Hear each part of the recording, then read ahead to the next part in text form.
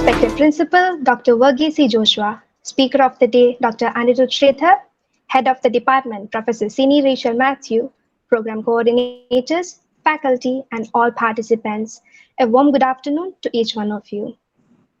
Our third day of the practical critique shortly.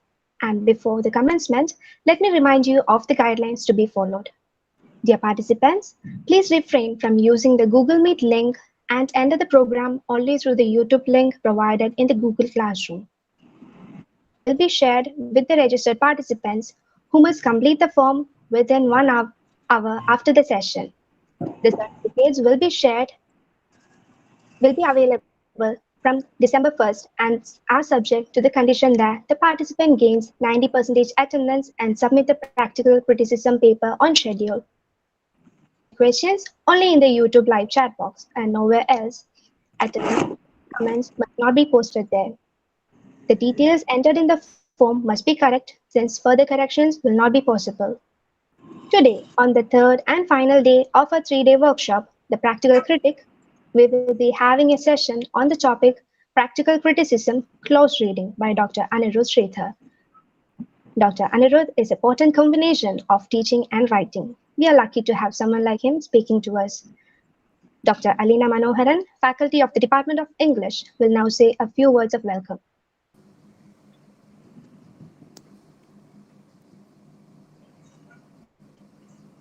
Am I audible? Yes, ma'am. Respected Principal Dr. Varghese C. Joshua, the Head of the Department of English, Professor Sini Rachel Matthew, the convener of this program, Dr. Apu Jacob John, the coordinator for today's session, Dr. Joji John Panikar, our guest for today, Dr. Anirudh Sridhar, friends, faculty, and students from other institutions, my own dear colleagues and students from CMS College, a warm welcome to all of you. The successful completion of 2 days session on the Practical Critic, organized by the Department of English, CMS College, Kottayam. It is an honor to welcome our guest for today, a distinguished personality, Dr. Anirudh Sridhar, to our midst. A PhD in English from the University of Oxford. We're delighted to welcome you, Dr. Anirudh, to today's session. I also welcome each and every one of you present here, and I hope you enjoy your afternoon with us. Thank you. Thank you, ma'am. Dr. Joji John Panikar from the Department of English is the course director of this session. He will introduce the guest speaker for the benefit of all the participants. Over to you, sir. Thank you. Am I audible? Yes, sir. Respected Principal Dr. Varghese C. Joshua, Head of the Department, Professor Sini Rachel Matthew, Speaker for the day, Dr. Anirudh Sridhar, other faculty members, dear students, research scholars, and other participants in this. Warm good afternoon to everyone present here. I warmly welcome you all to the third and final day of our 3-day workshop on practical criticism. The objective of this workshop was to encourage students and researchers to concentrate on the words on the page rather than rely on preconceived and received notions about a text.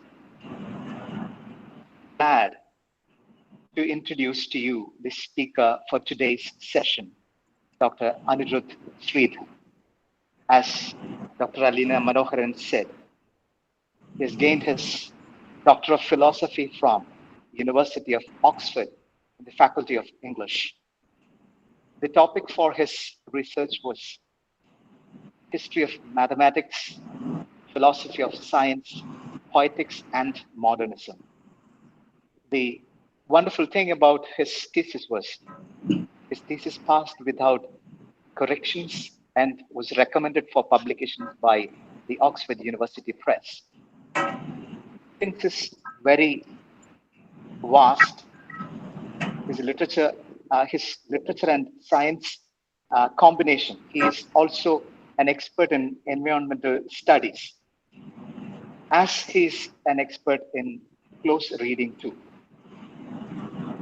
He has a wide teaching experience, especially in the field of history of philosophy, literature, and science.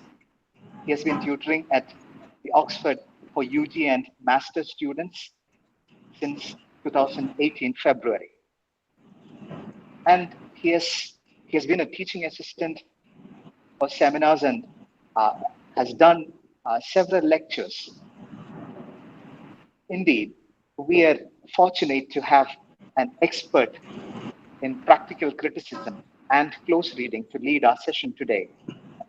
I hope the participants of this 3-day workshop has received much in the past 2 days for an enriching session today too. On behalf of the department, let me welcome Dr. Anirudh Sridhar once again. And before I end this note, let me give a brief note to the participants of this workshop regarding the submission of the assignment paper for practical criticism.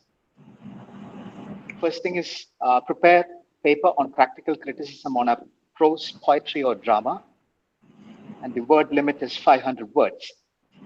Articles should be crisp and dealing with all the facets of practical criticism. The last date for submission is 30/11/2020. Google Forms for uploading the text reviewed, either in PDF or image, and the practical criticism paper in Word should be uploaded on the Google form, which will be in the classroom today evening onwards.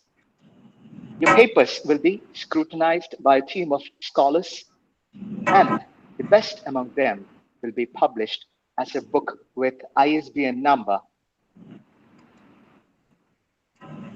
With this, I close this note and introduction on Dr. Anirudh Sridhar. Hope to have a wonderful session. Thank you very much. Thank you, sir. Without further delay, let us start today's session.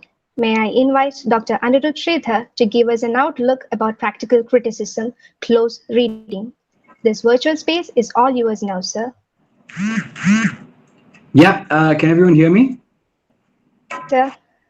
Yeah, thank you so much for that sort of very, very kind and rather exaggerated introduction. I feel a lot more important than I am. Deflate a lot of the sort of myth surrounding close reading and practical criticism today. It really isn't something that is the province of experts. It's something that's so basic that you've all been doing it since the age of, I don't know when you started reading, 5, 6.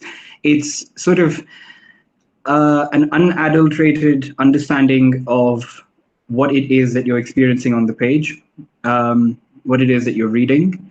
And a lot of what close reading attempts to do is get rid of the blinders and the fog that a lifetime in education tends to cast on the text, and obscure its original meaning. So one of the sort of major problems, and I think one of the motivations for having a seminar on close reading has been that in the past 50 or 60 years, we've been having a wave after wave of different literary eras or critical methodologies and critical wars. And each one, I think at least, and a lot of people agree with me in the field of literary criticism around the world, tend to take our attention away from the text and impose sort of their own ideas onto it. So one can look to the age of high theory, for instance, which comes to us from the French post-structuralists, where the criticism was that you have a text and then you have a philosophical theory, and then the exercise is basically to mold the text in such a way that the theory can sit sort of easily on top of it, and thereby sort of hindering that immediacy of experience with the text. And in recent times, after what is known as the age of theory, we have empiricism, historicism, where for instance, the text isn't so much important as the letter that the author wrote to their grandmother at the age of 15. That's more important because we need to be objective. We need to look at the manuscripts. We need to look at the archives. We don't need to look at the text anymore because the meaning is somehow understood to be automatic. So it is this kind of steady evolution of illusions about our own self-importance as literary critics that I seminar on close well. I think you've sort of had a lecture already on the different types of literary forms. You've had a lecture on sort of what the practical critic does. But perhaps we can begin by sort of historicizing the notion of practical criticism itself. What is it? In response to what did it arise? Those kinds of things. So, and I'll be very brief with this. Historically, what ended up happening was that as soon after the Protestant Revolution, you had vernacular Bibles being published all across Europe. So you had the Wycliffe Bible in England, which actually came before Luther. Then you had the Lutheran German translation of the Bible, and you know this phenomenon carried out throughout Europe for centuries. And people realized that in translation, the original meaning is somewhat displaced, and the meaning has a flavor of the translator's interpretation of the original text, and this led to a movement slowly, I mean, sort of historically over the next 300, 400 years, I'm talking about the 1600s, 1700s, 1800s, to sort of try and recover the original intention of the writers of the Bible. And this eventually came to be known as hermeneutics in Germany in the 18th century. And this then started to be applied to the law.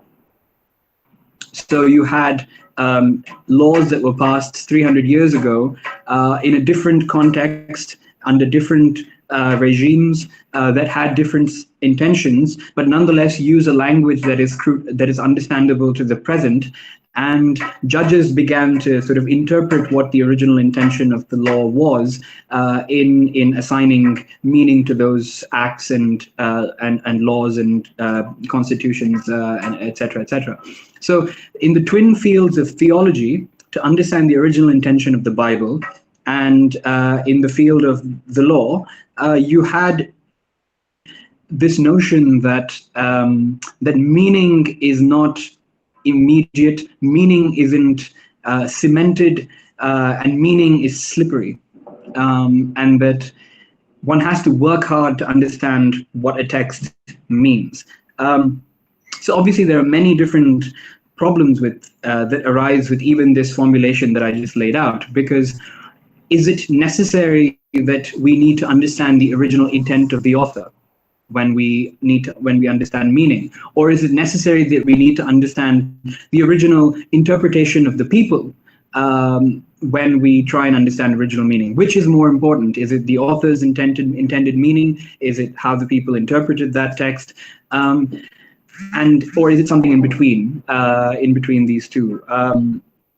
So these are the sort of debates that carried over into the early 20th century and gave rise, first of all, gave rise to the discipline of English literature, which hadn't existed before. In fact, the first sort of courses in English literature were in India. under the Raj to sort of mold the rising sort of educated Indian into sort of a bureaucrat, middle management person who's read Shakespeare, who's read the Bible, and who can communicate. Who's read Dickens and who can communicate on a literary level with the Englishmen as well as with the natives.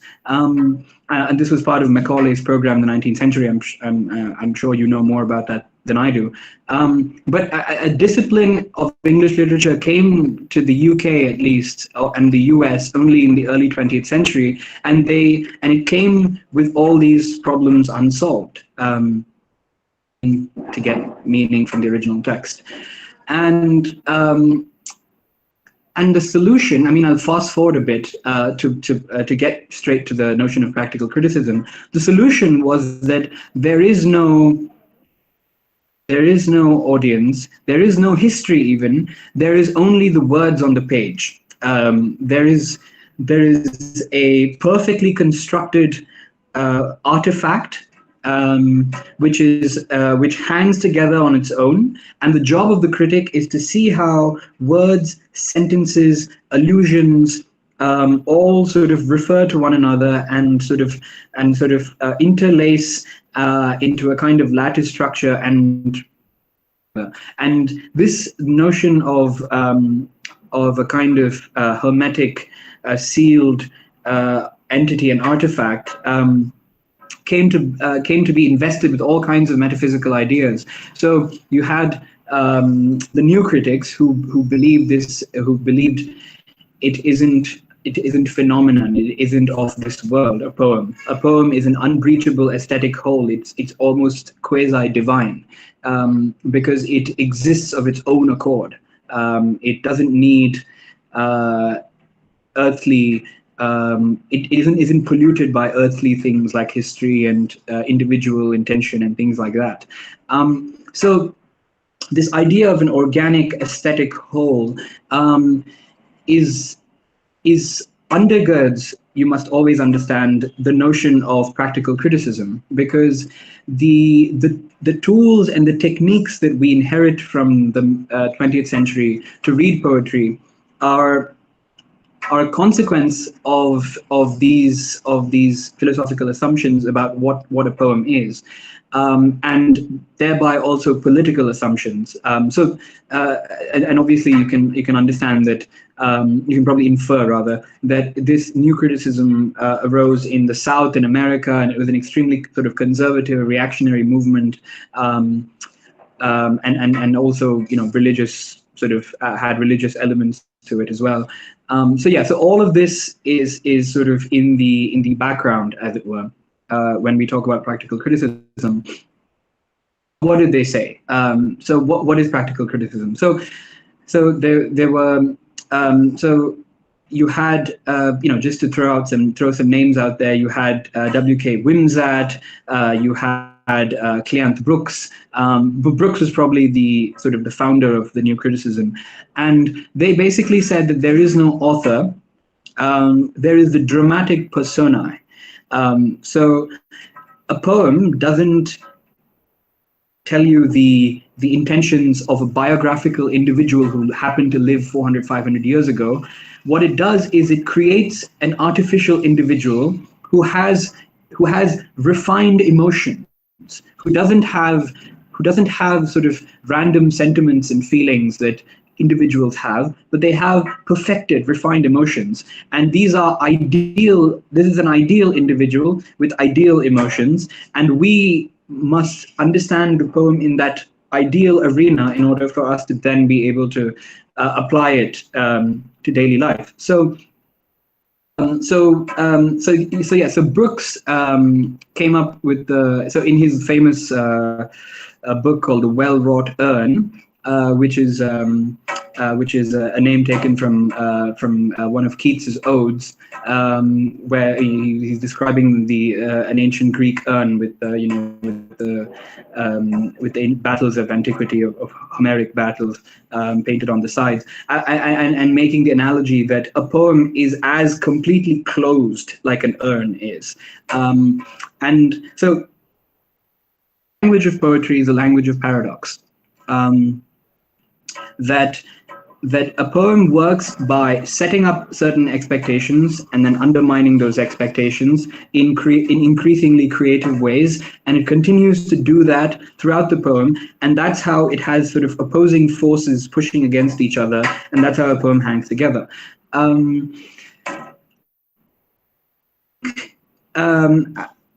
I think it's very interesting. As in, Brooks's The Well-Wrought Urn is a real masterpiece of literary criticism. So I wouldn't want to suggest that it's somehow a work of some kind of secret political agenda or anything like that. But I do believe that, to a large extent, Brooks and every bit of English criticism that came after that, all the sort of innovations, so-called innovations in reading techniques, whether it be deconstructive readings or historicist readings and whatnot that came after Brooks, are all in some ways done first and better in Empson. I said I would fast forward, but now I'm slightly rewinding. So from Brooks, we can come back slightly to the person who was to the person who he was influenced by, who was William Empson, who incidentally is the person I most concentrated on in my thesis as well. And Empson was a sort of budding mathematician at Cambridge, and he was sort of like a kind of genius prodigy, and decided in his third year of undergrad that he was going to give up mathematics and do English, and also write poetry. And it's a sort of remarkable sort of Damascus moment when he comes to this. And he began develop a method in his undergraduate years where he basically applied the sort of logical, strict rules of mathematics that he was trained in to the study of poetry. And he came up with a way of studying poetry that makes it seem like a series of sort of intense and complicated logical workings. And the product of this was called the 7 Types of Ambiguity. And it's there, I think, that we should begin, because in many ways, the idea of close reading, I would say, as we understand it now, was invented by Empson. And yes, so the language of paradox. Brooks says poetry is about the language of paradox, and Empson in 7 Types of Ambiguity, about 17 years before Brooks, had already the 7th type of ambiguity was already the language of paradox. So an ambiguity, the first tool that I want to sort of is ambiguity, sort of as an homage to Empson, and the ambiguity is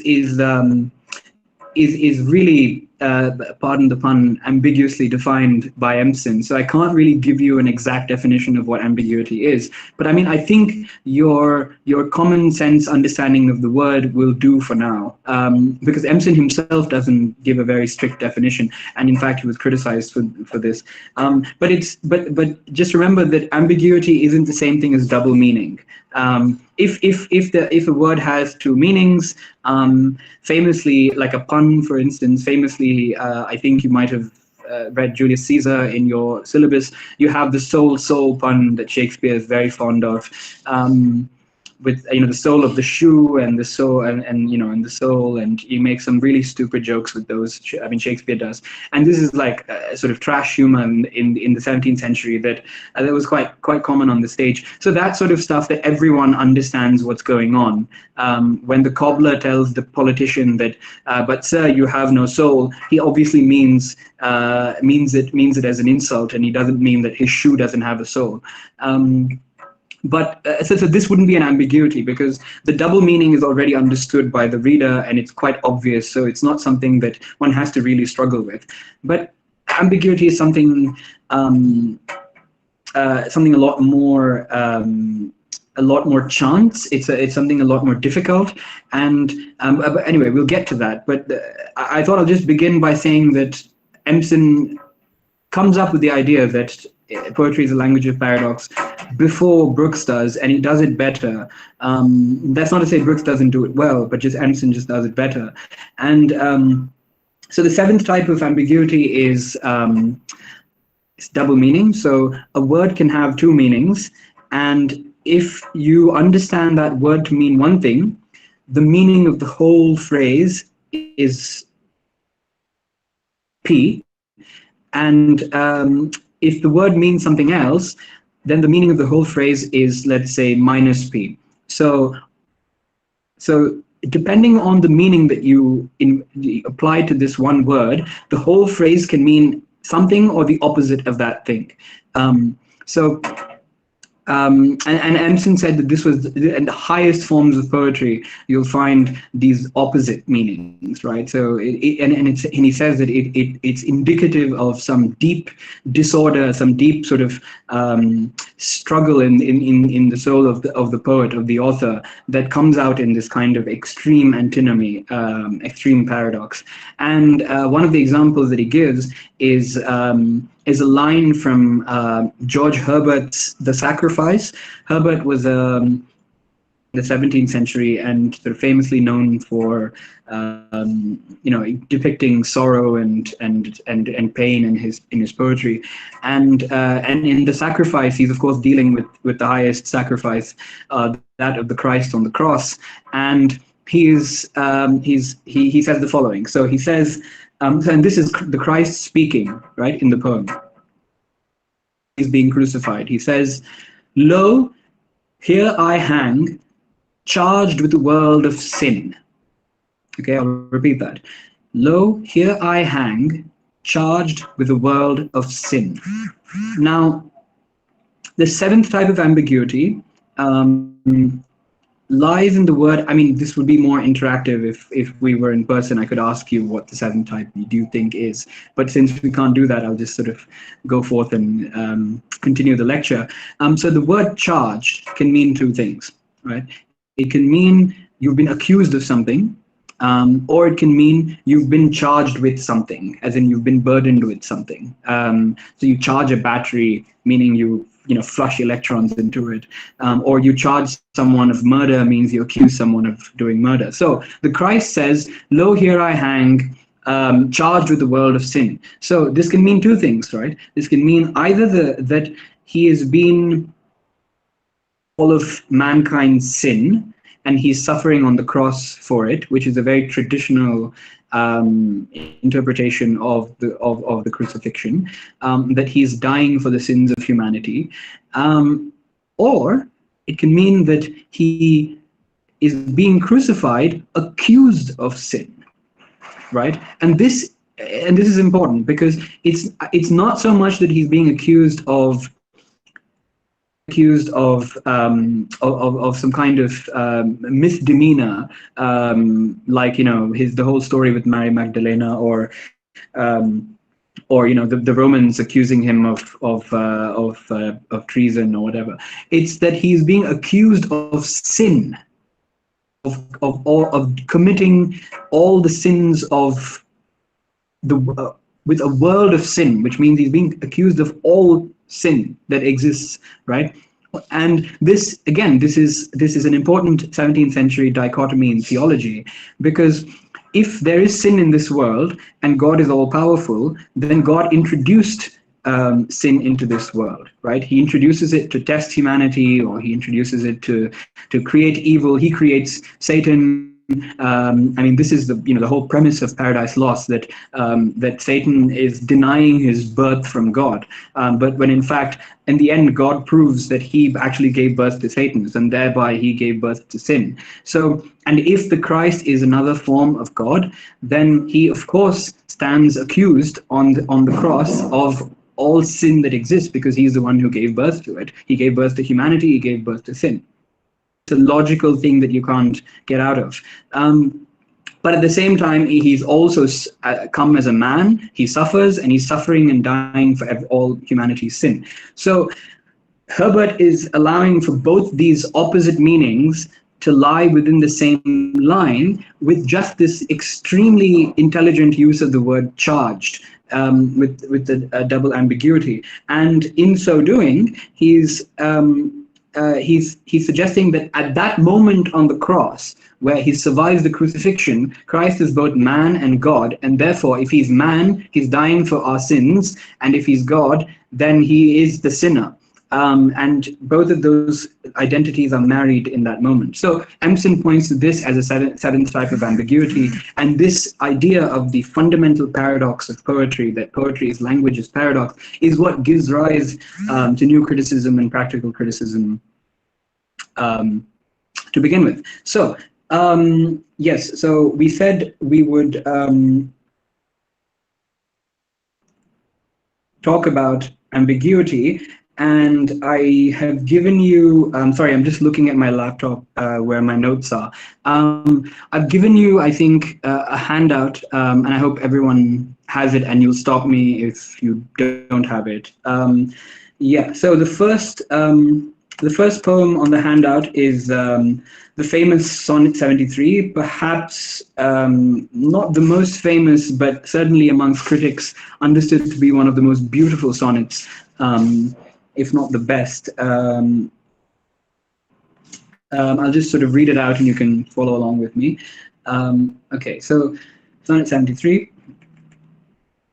That time of year thou mayst in me behold, when yellow leaves or none or few do hang upon those boughs which shake against the cold, bare ruined choirs where late the sweet birds sang. In me thou seest the twilight of such day, as after sunset fadeth in the west, which by and by black night doth take away. Death's second self that seals up all in rest, in me thou seest the glowing of such fire, that on the ashes of his youth doth lie. As the deathbed whereon it must expire, consumed with that which it was nourished by. This thou perceivest, which makes thy love more strong, to love that well which thou must leave ere long. So before we get into what Emerson says about it and the controversy in what he says about it, we can probably just quickly go through it and sort of suss out what it kind of is generally saying. I think, and I think a lot of critics of the past would agree, though they may not have put it this way, that the sonnet cycle of Shakespeare is fundamentally a great mind coming to terms with time.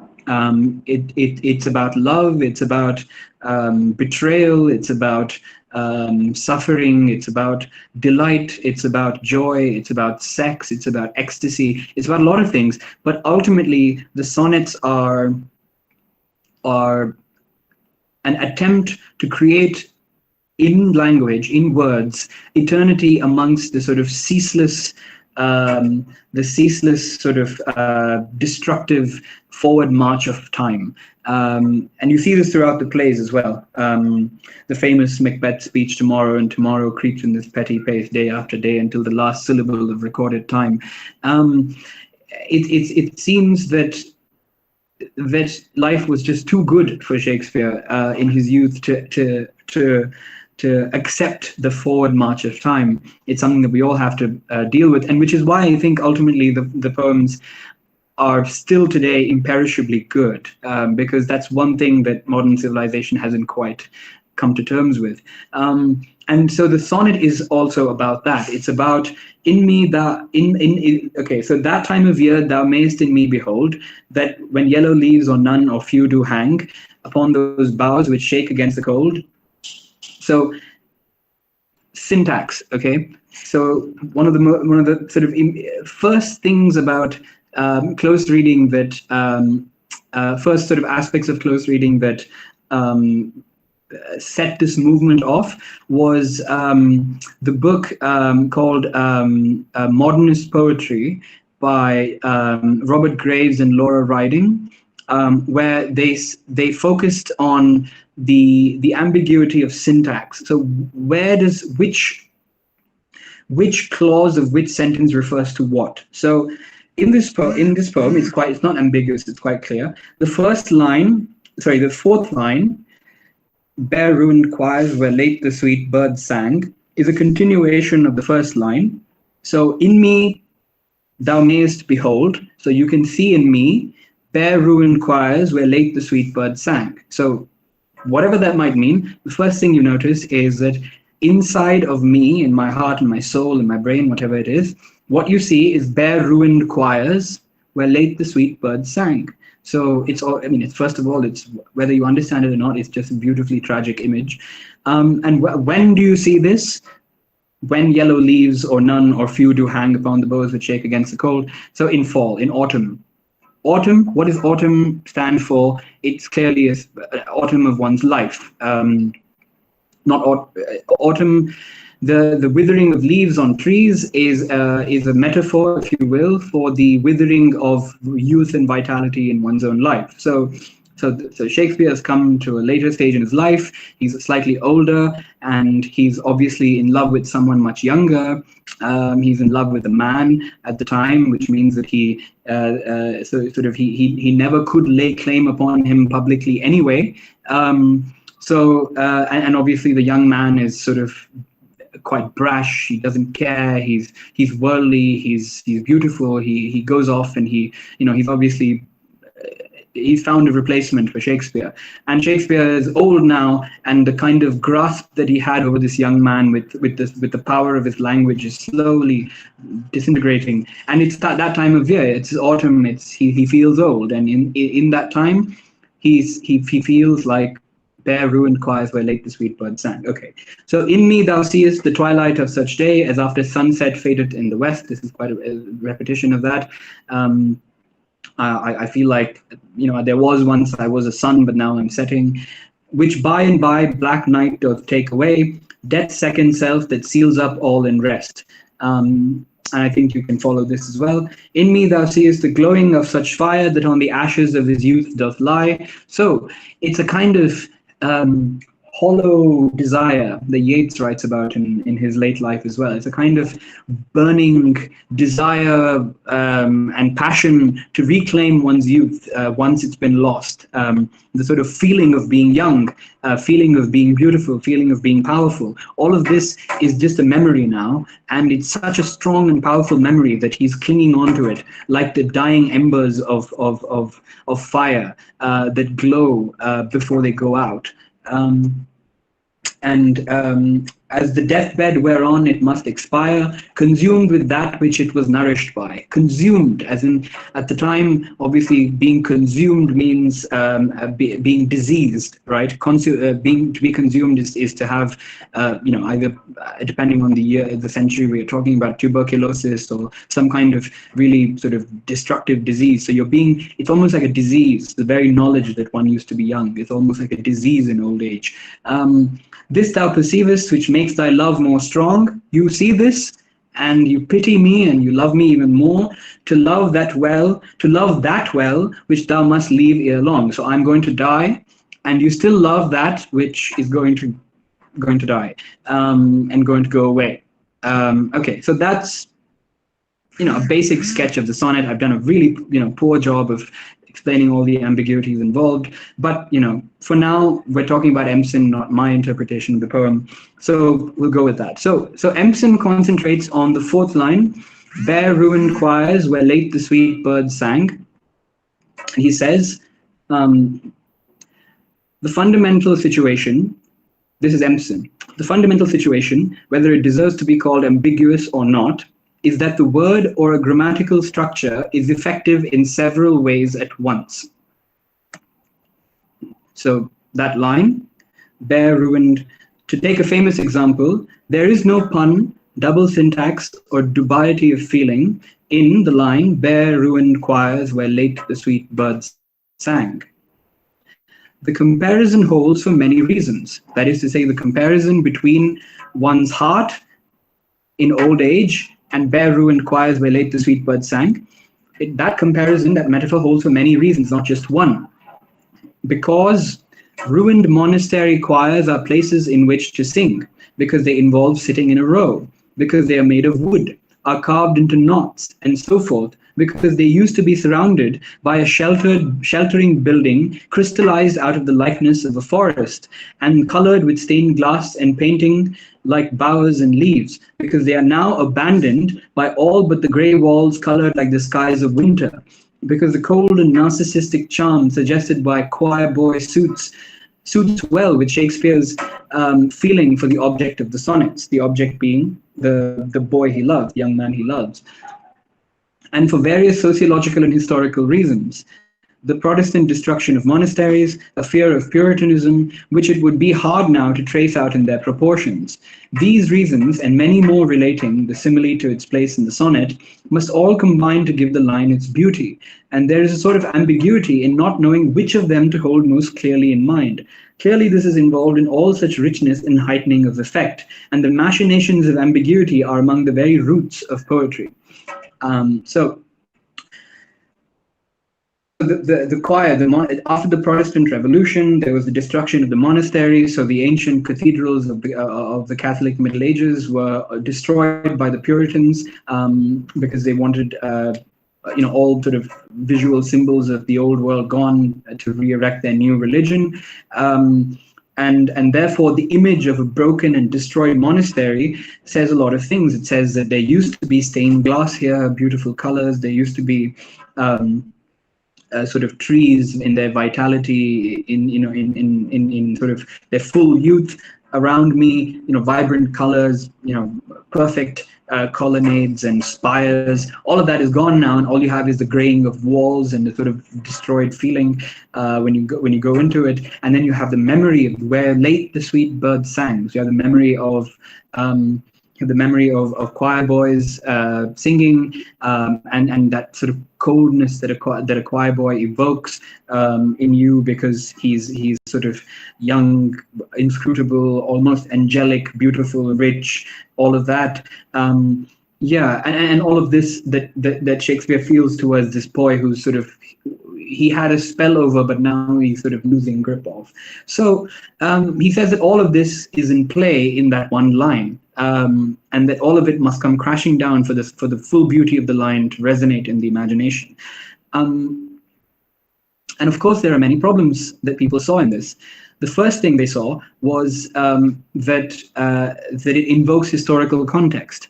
So if poetry is supposed to be divine, metaphysical, separated from the sort of hullabaloo and mess of reality, then reducing it to historical context, that is to say the Protestant Revolution, to a large extent undermines the sort of purity of poetry.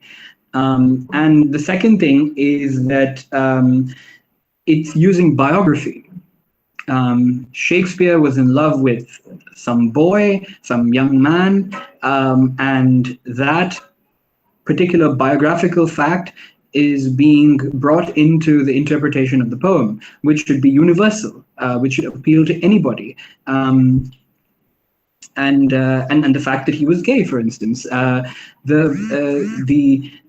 fact that the fact that it recalls choir boys in itself is a sort of statement of sexuality, which again is particular to an individual and not universalizable.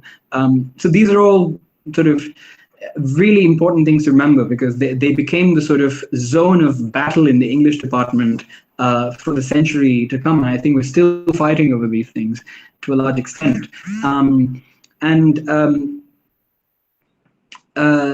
So in response to Empson, the new critics, which we spoke about a while ago, what they did was take Empson's ideas of how poetry works, the sort of logical and technical way of analyzing a poem, and got rid of some of his assumptions. And if you're just going to remember two of those assumptions, remember the biographical particularity of the author, no longer important, and the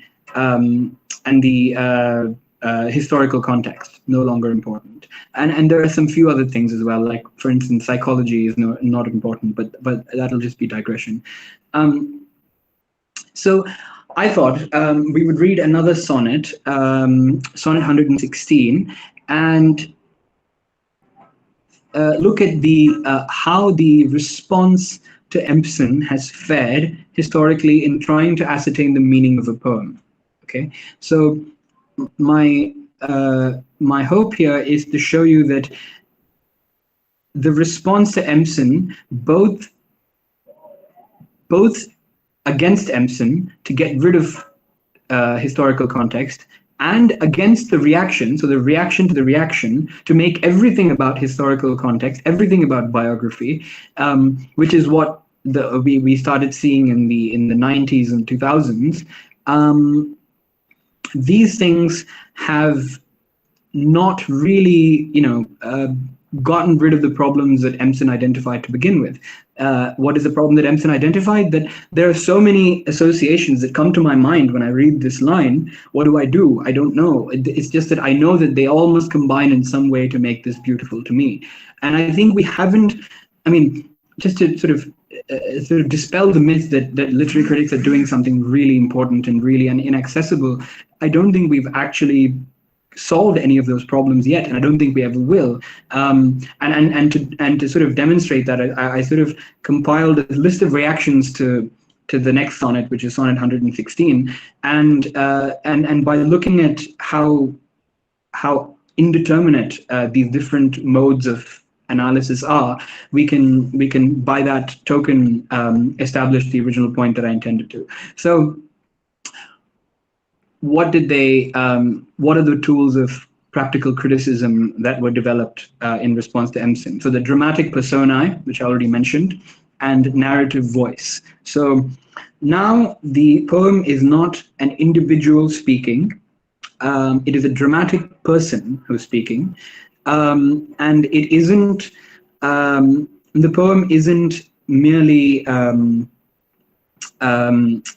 poem isn't sort of, let's call it melting or bleeding into history. The poem is a sort of strict narrative, right? It's a story that's put together, and using these tools, you are to now analyze a poem. So if we were to do that, let's see how we would. So sonnet 116, I'll just read it once.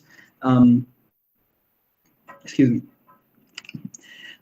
Let me not to the marriage of true minds admit impediments. Love is not love, which alters when it alteration finds, or bends when the remover, with the remover to remove. Oh no, it is an ever-fixed mark that looks on tempests and is never shaken. It is the star to every wandering bark, whose worth's unknown, although his height be taken. Love's not time's fool, though rosy lips and cheeks within his bending sickle's compass come. Love alters not with his brief hours and weeks, but bears it out even to the edge of doom. If this be error, and upon me proved, I never writ, nor no man ever loved. So, what is the dramatic situation here? So he's clearly trying to tell someone that love has to be permanent. It can't be subject to the vagaries of time. Again, as I mentioned, Shakespeare's sonnets obsessed with the movement of time. So kind of cliched, really. So basically saying that there's something eternal about love that transcends the sort of movement of the seasons and the planet and the sort of forward march of time. The time, what it does is decays, it destroys, but love is pure, eternal, etc., etc. So, I mean, in a sense, it makes sense to look for a dramatic situation because the message that it's sending is rather straightforward and quite simple. It's not as complicated as the emotion in the previous sonnet that we read. But okay, so it begins by saying something that's quite. It's phrased, the balance of the phrasing is actually quite interesting. So, let me not to the marriage of true minds admit impediments. Who is he saying this to? Is he saying this to himself? Is he saying, let me not be the one to, bring about obstacles to love? Or is he saying it to somebody else, saying that, let me not to the marriage of true minds admit impediments? Is he saying, I'll back away, you have a belief in love and I don't want to spoil it, let me just back away? Or is he saying that you have lost your belief in love and I will not support that loss of belief in love and I will not, admit of impediment? So there are different things that he could be saying, and that is essentially, and different people to whom he could be saying, and practical criticism would have you choose one of these things. Because the interpretation of the rest of the poem will depend on the dramatic situation that you enter this poem with. So, and then, okay, so just to go through very quickly what the poem is saying. Love is not love which alters when alteration finds. So love remains the same even when there's alteration. Or bends with the remover, to remove. And the two meanings of the word remove. The other meaning is nowadays not used. Remove is to leave. Remove from here at once, meaning just get out of here at once. So, or bends with the remover, the entity that removes love, to remove. So, so the entity that removes love makes you bend and slaps you away, and you run away from the relationship or whatever, marriage or whatever. So, and then, oh no, it is an ever fixed mark. So this is very didactic. If you remember the last poem, it was very confessional, that this is how I feel. Here, Shakespeare's, must be even older than he was when he wrote that, and he's saying, no, it's an ever fixed mark. It has to be permanent. That looks on tempests and is never shaken. So it looks on storms and it's never moved. It is the star to every wandering bark, as in a piece of wood that's just been taken out of a tree and is in the river. That is every individual soul, but it's guided by the North Star, which is constant, whose words are known, although his height be taken. I think there's very interesting ambiguity here, which critics have not seen. I'll come back to that maybe later. Love's not time's fool. So time has no powers over love. Though rosy lips and cheeks within his bending sickle's compass come. So this is where the paradox comes, that love appreciates the things that are time bound, like beauty. Rosy lips and rosy cheeks are not going to last forever. So it is bound to time, and love depends on rosy lips and rosy cheeks to some extent, at least to get it going. But once it is there, it's more permanent. I think that's the sort of balance of emotion there. Love alters not with his brief hours and weeks, but bears it out even to the edge of doom. His being times. If this be error and upon me proved, if I'm wrong about this, then I never wrote, and no man ever loved. So it's just a sort of exaggeration. He's being extremely sort of pompous, and he's telling you exactly what he thinks, and he's telling you, I'm right, or I never wrote, and no man ever loved. You dare not question what I'm saying. So clearly, there is some emotion behind this exaggeration. He's either trying to prove something to somebody, or he's trying to prove something to himself. He's trying to prove either to a young man who's left him that look, I mean, you promised to love me in sickness and in health, and just because I'm old now doesn't mean you leave me. Or he's trying to prove it to himself, in that he has strayed himself mentally. He's no longer interested in this person that he loves, and he's trying to convince himself. You notice how people get more adamant and fundamentalist about their beliefs when they find themselves doubting, because their world is kind of coming apart. It could be that as well. So these are the kind of things that critics have thought of over the days.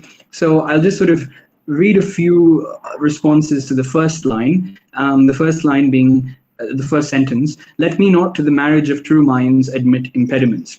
So some of the things that we're confused about, what is it, who is he saying this to, which we've already discussed.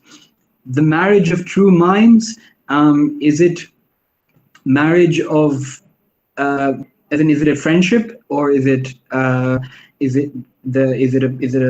sexual relationship, but true in the sense of, as in honest, faithful minds that are faithful to each other in that sexual or marital relationship? I mean, these are some of the ambiguities that critics have been trying to suss out over the years. So we could begin with Ingram and Redpath. Their book is called Shakespeare's Sonnets. So they read "let me not" as, quote, "not as in don't allow me, nor don't cause me, but simply may I never." So it doesn't mean don't allow me to, as in don't let me slip into this horrible direction of thought where I think my love is fading. Don't cause me, don't force me into this path by being, I don't know, by being uninteresting or making me love you less. But simply what it means is that may I never, as in he's just basically, it's almost a prayer.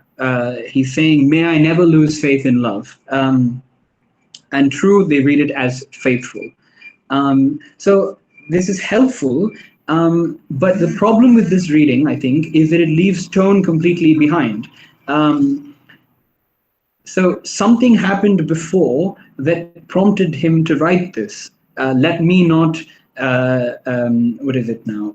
Let me not to the marriage of true minds admit impediments. So it's clearly, he's starting saying this in response to something that happened before, and this reading doesn't account for that at all. It just basically says it's a prayer. Anybody can pray this, but anybody won't say let me not. That's a weird way to start a sentence. It has to be a response to something. Yes, and then so again, this doesn't really solve the problem of the dramatic situation. Then there's Burt and Mickix in a book called The Art of the Sonnet. And the commentary on this particular poem is by Mickix. So he says, with his opening 3 words, let me not, the poet pleads in both senses of the word. He testifies and he asks for strength. We infer that he has been tempted to acknowledge impediments, to give them a place. Now he vows to exclude them. Right? So I'll repeat that. We infer that he has been tempted to acknowledge that there are impediments, to give them place, but he vows to exclude them. So in this, again, in this, the poet is speaking again to himself. He's telling himself not to lose faith in love. So he's so here it could be that the beloved, as in his lover, has been unfaithful, maybe had an affair or something, and the speaker has been tempted to acknowledge that this constitutes an impediment in their love, and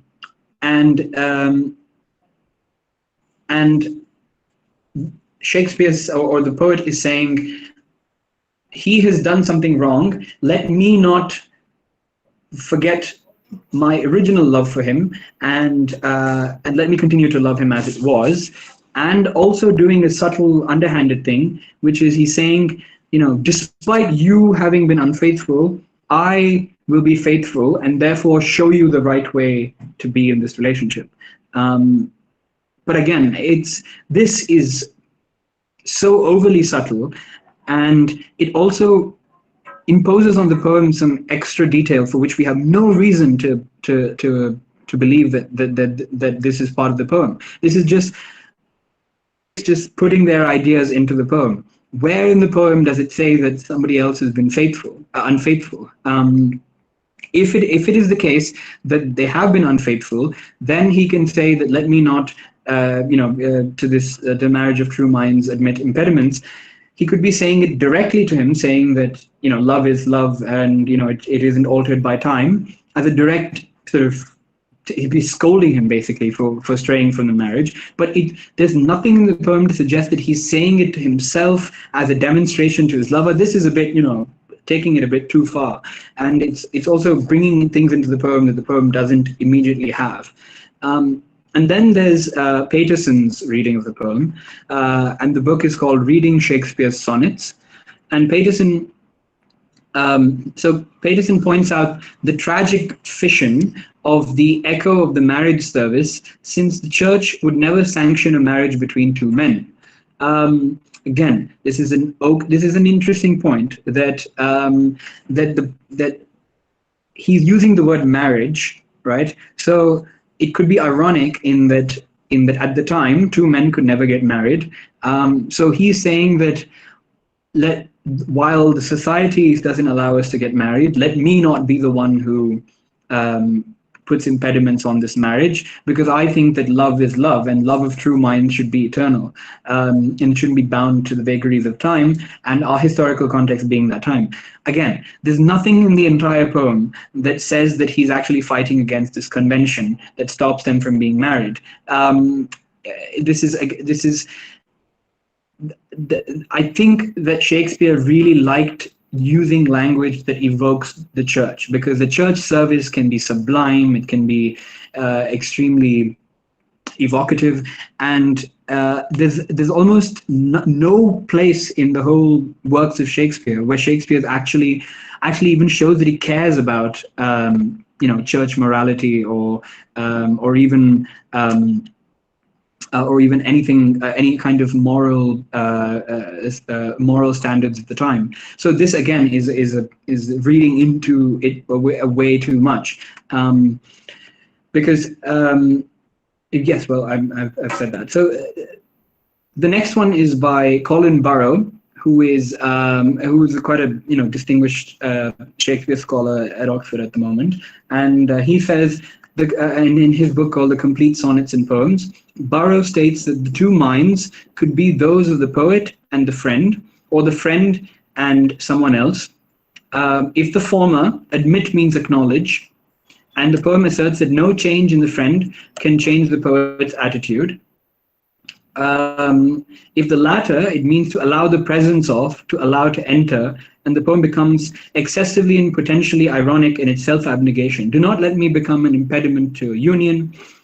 Okay, here he's saying that his lover has found somebody else, and he sees that they love each other truly, and he doesn't want to be the one to come in the way of that.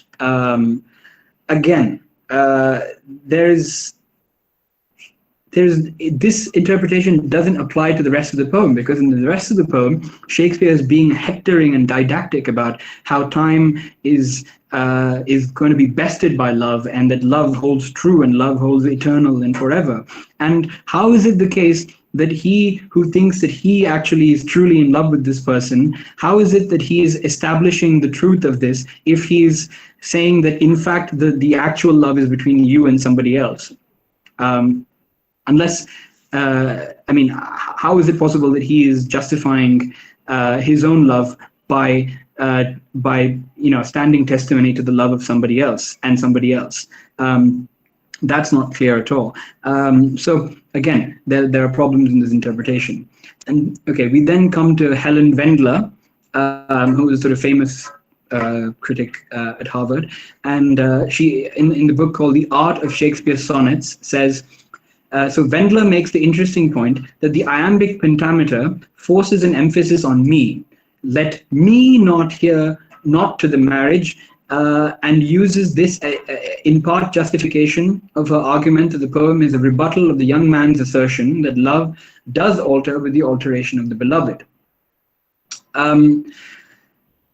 So again, so she's resting her argument on meter. So let me not to the marriage of true minds. So that's the first line of iambic pentameter. The stressed syllables are me, true minds, marriage. Let me not to the marriage. So me, marriage, true minds. So three ma sounds, alliteration. So the first line, the stress that Shakespeare wants you to have is me as opposed to you, right? You are doubting the eternality of love, and let me not be the one to disabuse you of that notion. And then true minds. So both to have the line end with two stressed syllables is quite odd. And I think that to some extent justifies the idea that he's talking about minds being in love as opposed to bodily love, which is subject to the vagaries of time again. So and then Booth, Stephen Booth, in a book called Shakespeare's Sonnets, says he interprets "let me not" as "may I never." Again, back to what we've already discussed. Admit, he said there are two meanings of the word admit: concede the existence of, acknowledge, and permit consideration of. So yeah, so he says Booth goes on to suggest a background metaphor of a doorkeeper admitting or not admitting wedding guests to a marriage ceremony, as if Shakespeare is completely closing off the possibility that there could ever be any challenge to the permanence of love. Now, this seems a bit odd because, of course, he is acknowledging that there could be arguments against it. That's why he's being so adamant in refusing those arguments. So it isn't that he's not admitting that there are, acknowledging the existence of any arguments against the decay of love. He's acknowledging those arguments and he's rebutting those arguments. So again, there's a subtle problem with this reading. So basically, what this goes to show is that or at least what I want to demonstrate through just going through the sort of history of reception of this sonnet, is that the idea that a poem must proceed from a dramatic situation and the poem must be understood as a narrative is not a solution to reading poetry, because the best critics of Shakespeare of the 20th century, which I read out to you, can't agree on the dramatic situation of the very first line. So there you go. I mean, that just undermines the argument that mid-century new criticism and practical critics were making, that we must of needs ignore everything that Empson took into account. Empson, for instance, would have seen what the previous sonnet was. He would have seen what the next sonnet was. The previous sonnet 115, is about the decay of time, and as in, just very basically about that again, about how time is a destroyer of all good things. And he would have interpreted this sonnet simply as saying, a rebuttal, a kind of rhetorical exercise in rebutting time. So he's having a conversation with time rather than a conversation with some lover who cheated on him, or he cheated on his lover, or all these sort of tricks of getting out the author end up in fact being more like a soap opera than admitting the facts of the author to begin with. Yeah, so anyway, that's my take on it, having looked at the history of it. But you could have a different take. Something might be obvious to you, and don't feel shy to to interpret it the way that seems most obvious to you. Yeah. So that being said, I don't think I'll have time to go through all the poems that remain. I will therefore have to be selective. I think I'll skip the Empson poem, the letter 5, because that'll take a bit too long to interpret. So we'll go with the Yeats poem, and then we'll move straight to the Geoffrey Hill poem. So if I can draw your attention to the next poem called The Statues, it was written by Yeats very late in his life, where he was suddenly, had this kind of visionary impulse to view all of history through the lens of types of art, visual art, and he sort of started seeing the vital, strong civilizations as having humanist art, because they've mastered their circumstances somehow, and reality, or at least the semblance of reality, somehow invigorated them. And then he started seeing the civilization of decadent old peoples who were disinterested and were sort of cowed by their circumstances as being extremely non-realistic, extremely geometric, extremely like the Byzantine mosaics, misshapen, and all of that. So he in this poem he compares the arts of ancient Persia and ancient Greece, and he says that the reason that the Greeks invented humanism in art, that is to say, real life proportions of body and face and symmetry and all of that, and you see the misshapen long heads of and small bodies and sort of terrible apparitions of Eastern art. I mean, this was a bit of a prejudice and cliche at the time, but I mean, to some extent, there is a basis in fact. Yeah, he says basically that there's something to do with how young and vibrant and vital the Greeks were as a civilization. That's why they have this really beautiful realist art. So the poem goes, this is called The Statues. It's in your handout. Pythagoras planned it.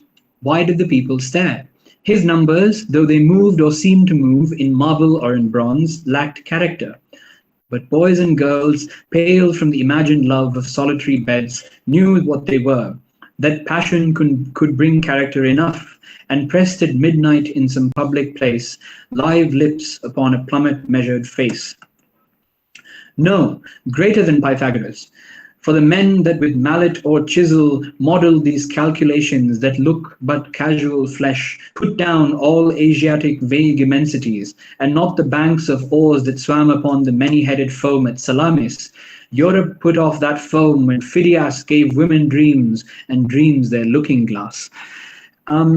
So the poem goes on. It's about 3 stanzas longer, but I think the first 2 stanzas are very interesting because I think the meaning is carried out almost entirely through sound.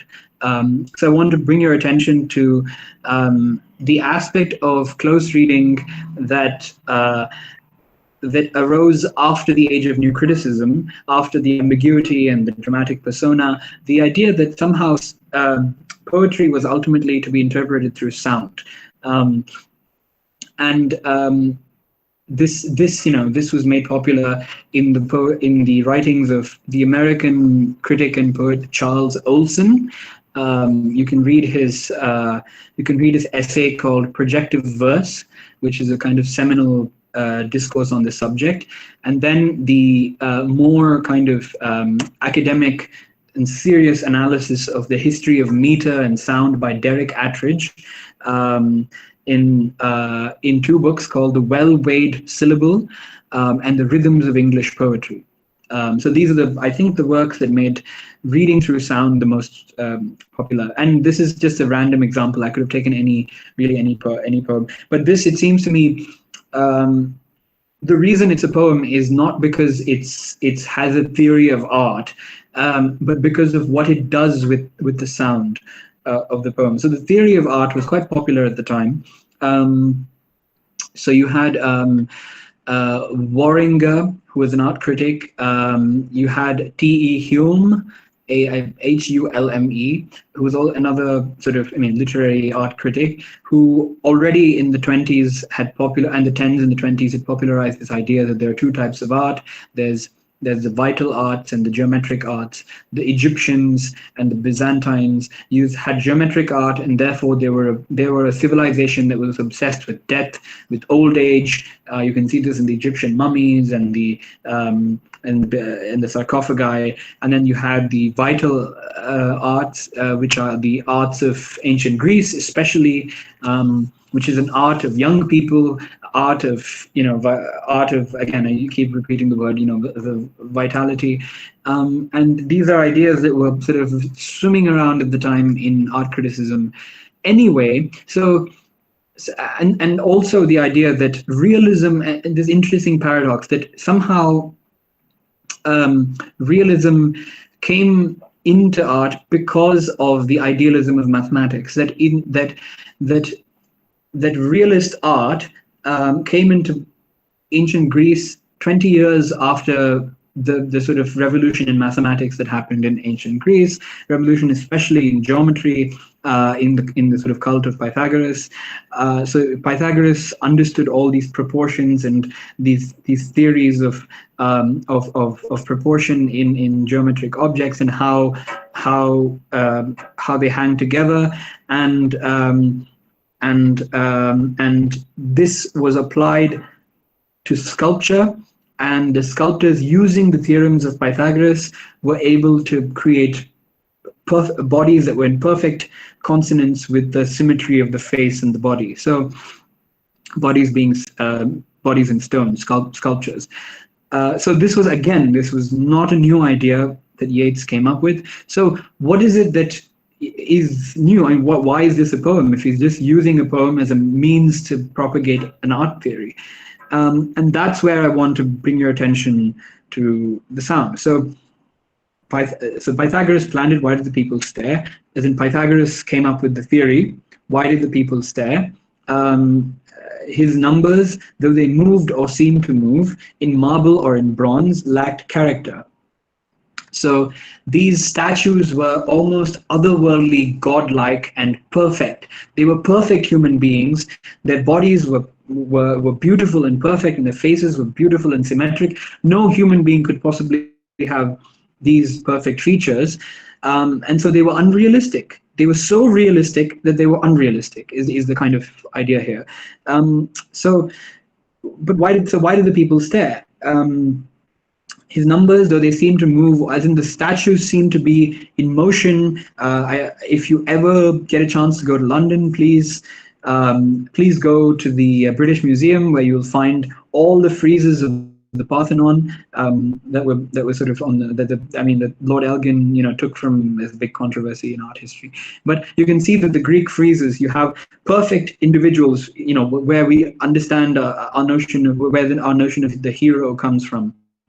People in battle in the midst of stabbing someone, or horses going back and their bodies sort of in motion. So the sculptures seem to be moving, but they lacked character, meaning they lacked individuality. They weren't real. They were sort of eerie, otherworldly, perfect, godlike creatures. But so they lacked character. Okay, so but boys and girls, pale from the imagined love of solitary beds, knew what they were. That passion could bring character enough, and pressed at midnight in some public place, live lips upon a plummet measured face. I'll read that again and you can get used to the sound. So that passion could bring character enough, and pressed at midnight in some public place, live lips upon a plummet measured face.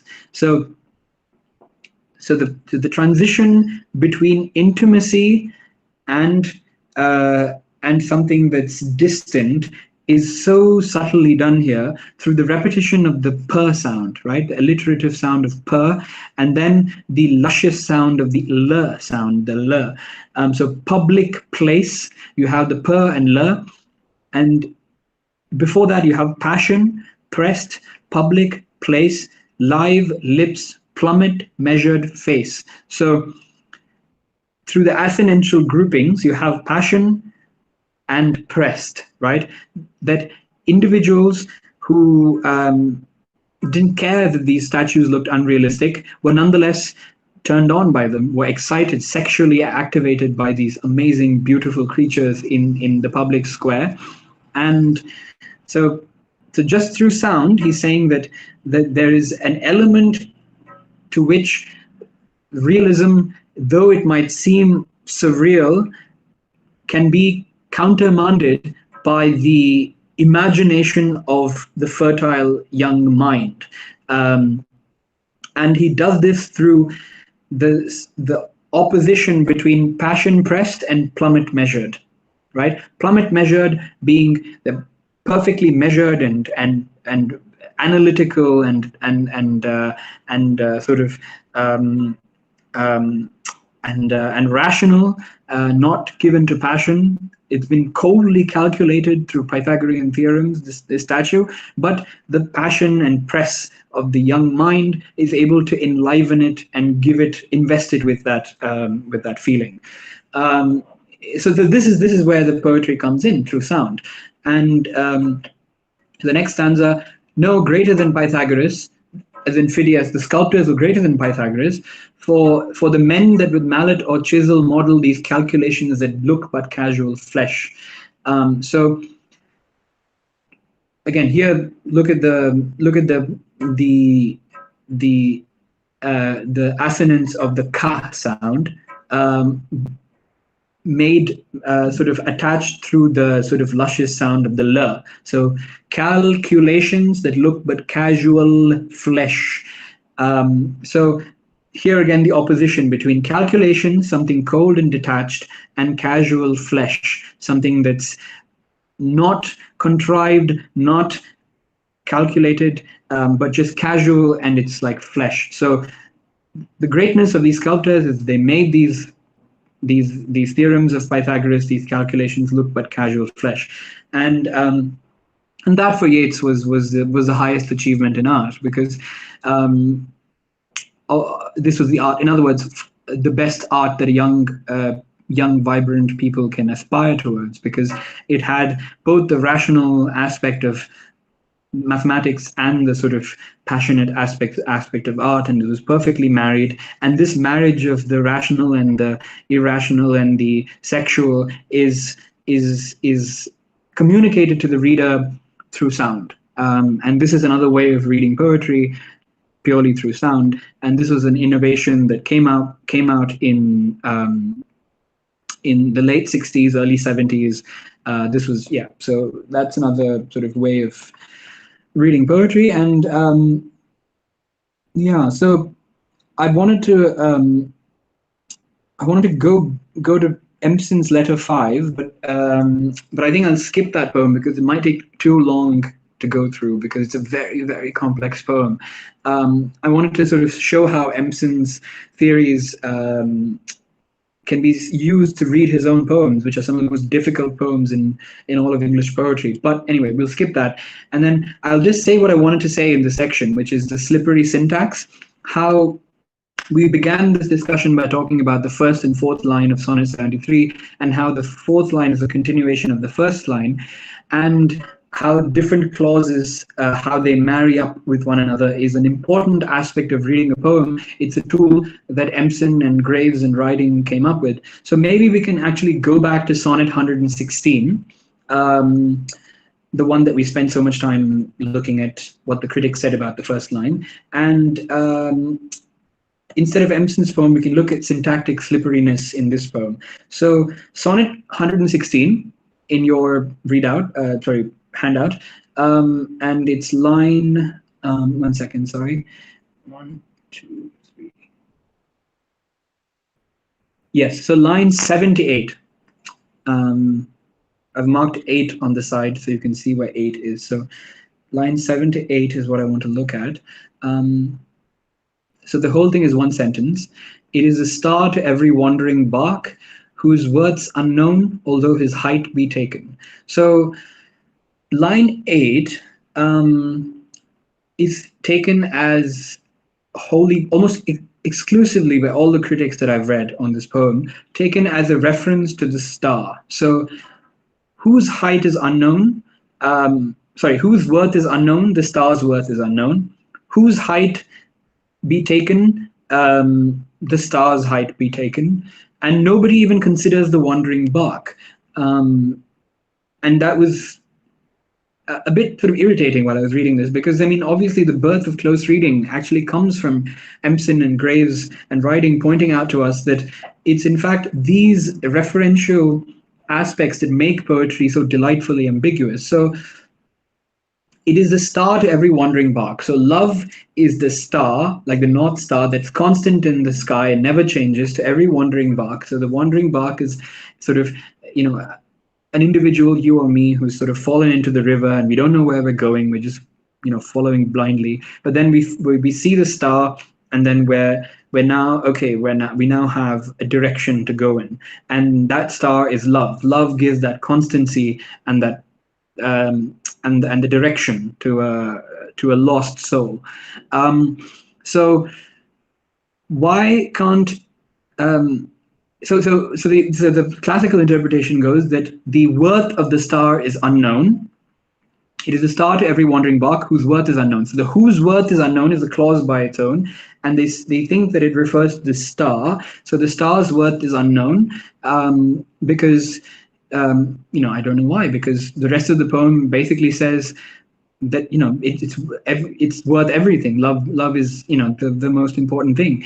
And although his height be taken, I guess they interpret it as a form of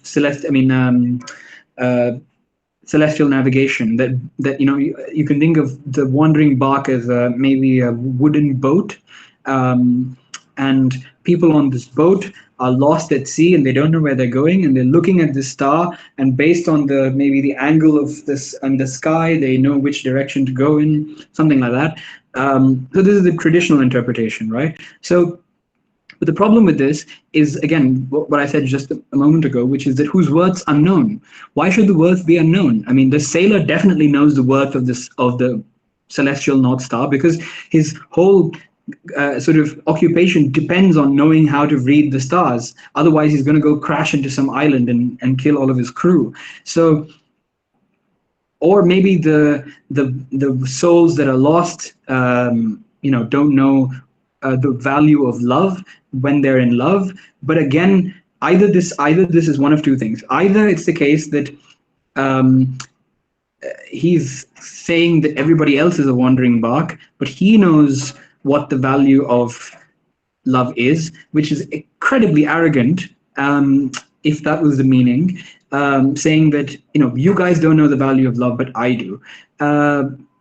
Or it's the case that, if that's the case, it's also the case that it's a really bad metaphor, because it doesn't apply both ways. A successful metaphor will make sense in both ways, in the tenor and the vehicle. So the tenor is the seaman at sea on a wandering bark, and the vehicle, the metaphor is, the metaphor, as in the meaning, is that the people who are in the ship on sea are lost, and they and they have the same sort of, they're in the same predicament as the lovers lost in life. So it applies to the lovers lost in life, but doesn't apply to the seamen lost at sea. So therefore, it's not a successful metaphor, because the idea of not knowing the worth is not there on both sides of the metaphor. So it's both a bad metaphor, and it doesn't make sense in the entire poem. But nonetheless,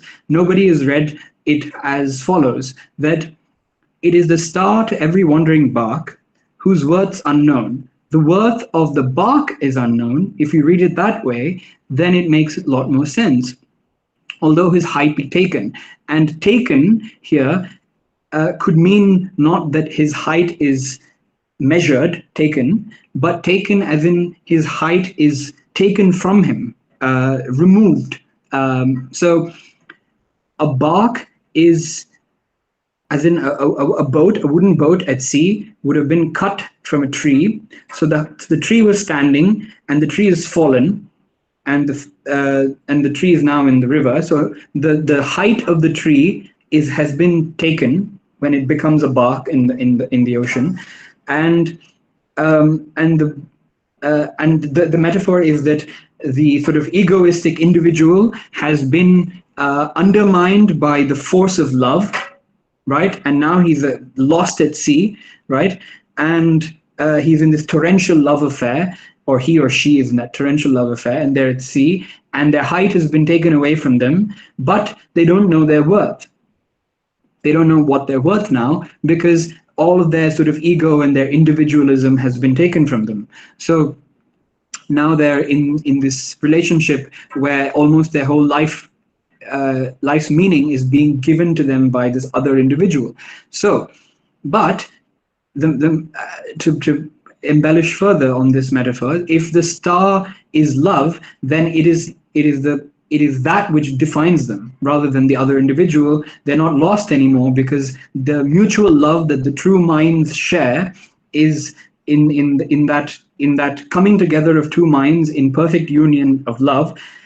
They are able to be given worth and be given worth despite the fact that their height be taken. So this is an example of syntactical ambiguity that solves ambiguity in meaning, which in fact, if again, Empson hasn't provided a reading of this poem, but as a student of Empson, that's the first thing I was able to look at, and it became immediately clear to me. And I think my advice to you would be to understand how to do practical criticism, how to do close reading. Read Empson, because it really reading Emerson closely really helps you solve these type of quandaries that have actually plagued critics for like centuries now.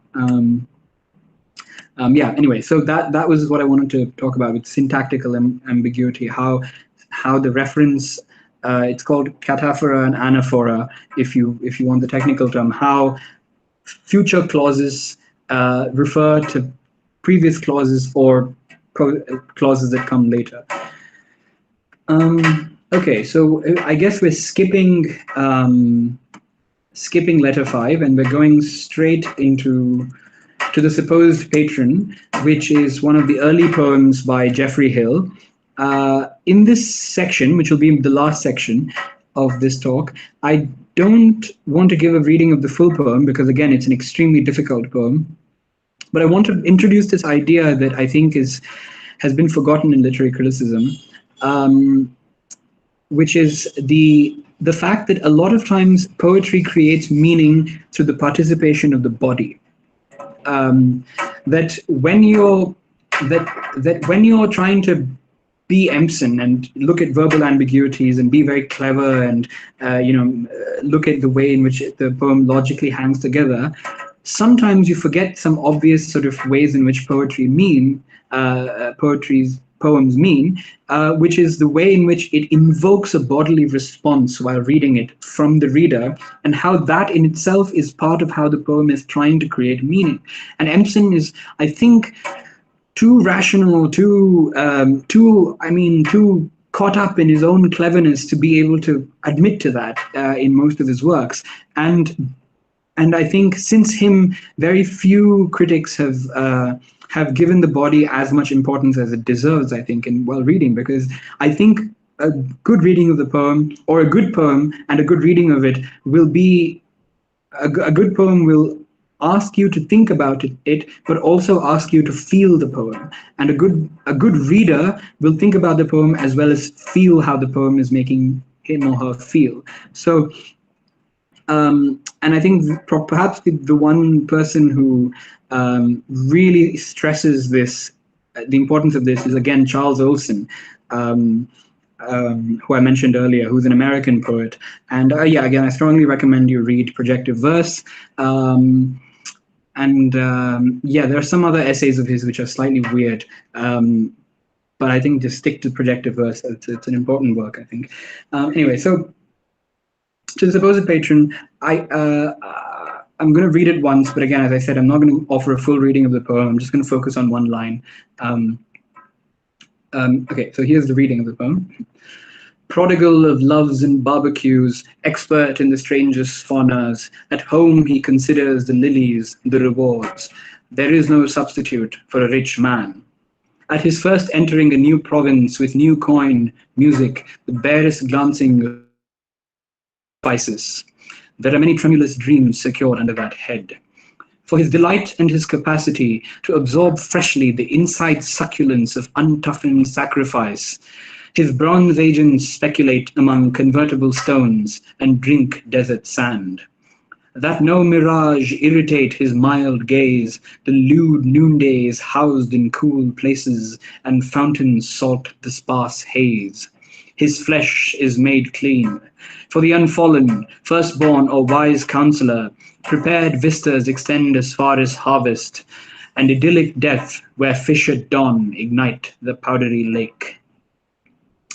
So, poem is about a poet writing in the 20th century to a patron, a rich man, who in previous centuries would have patronized him, would have given him money to write poems, but now he has to, write poems to an imaginary patron because we no longer live in an aristocratic system.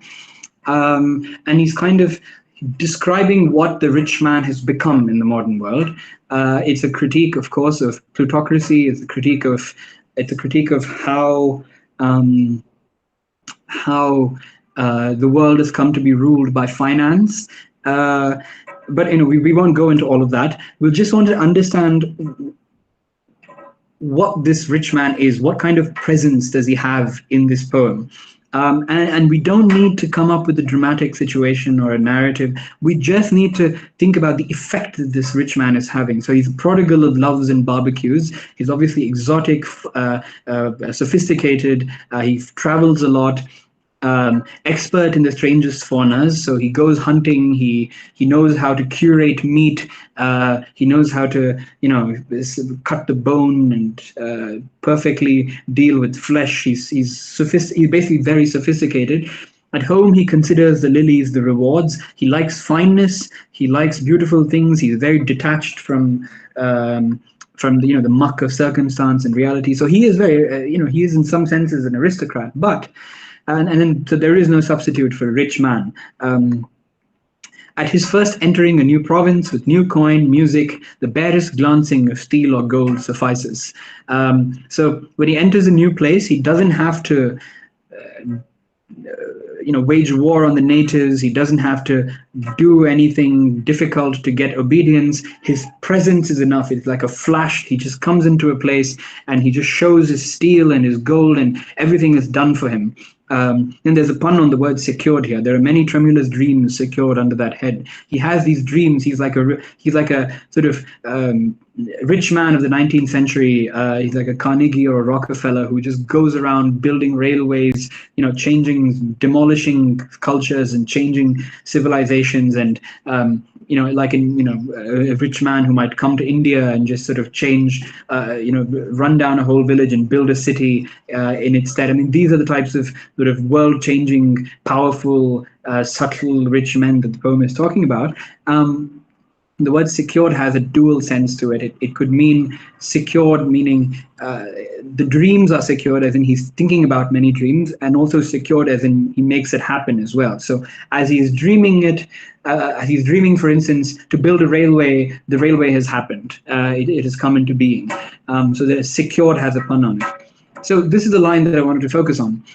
For his delight and his capacity to absorb freshly the inside succulence of untoughened sacrifice, his bronze agents speculate among convertible stones and drink desert sand. So the first part of the clause, right? So for his delight and his capacity. So there's something violent going on here. There's a sacrifice, right? There's a sort of pagan ritual sacrifice where an animal is being slaughtered.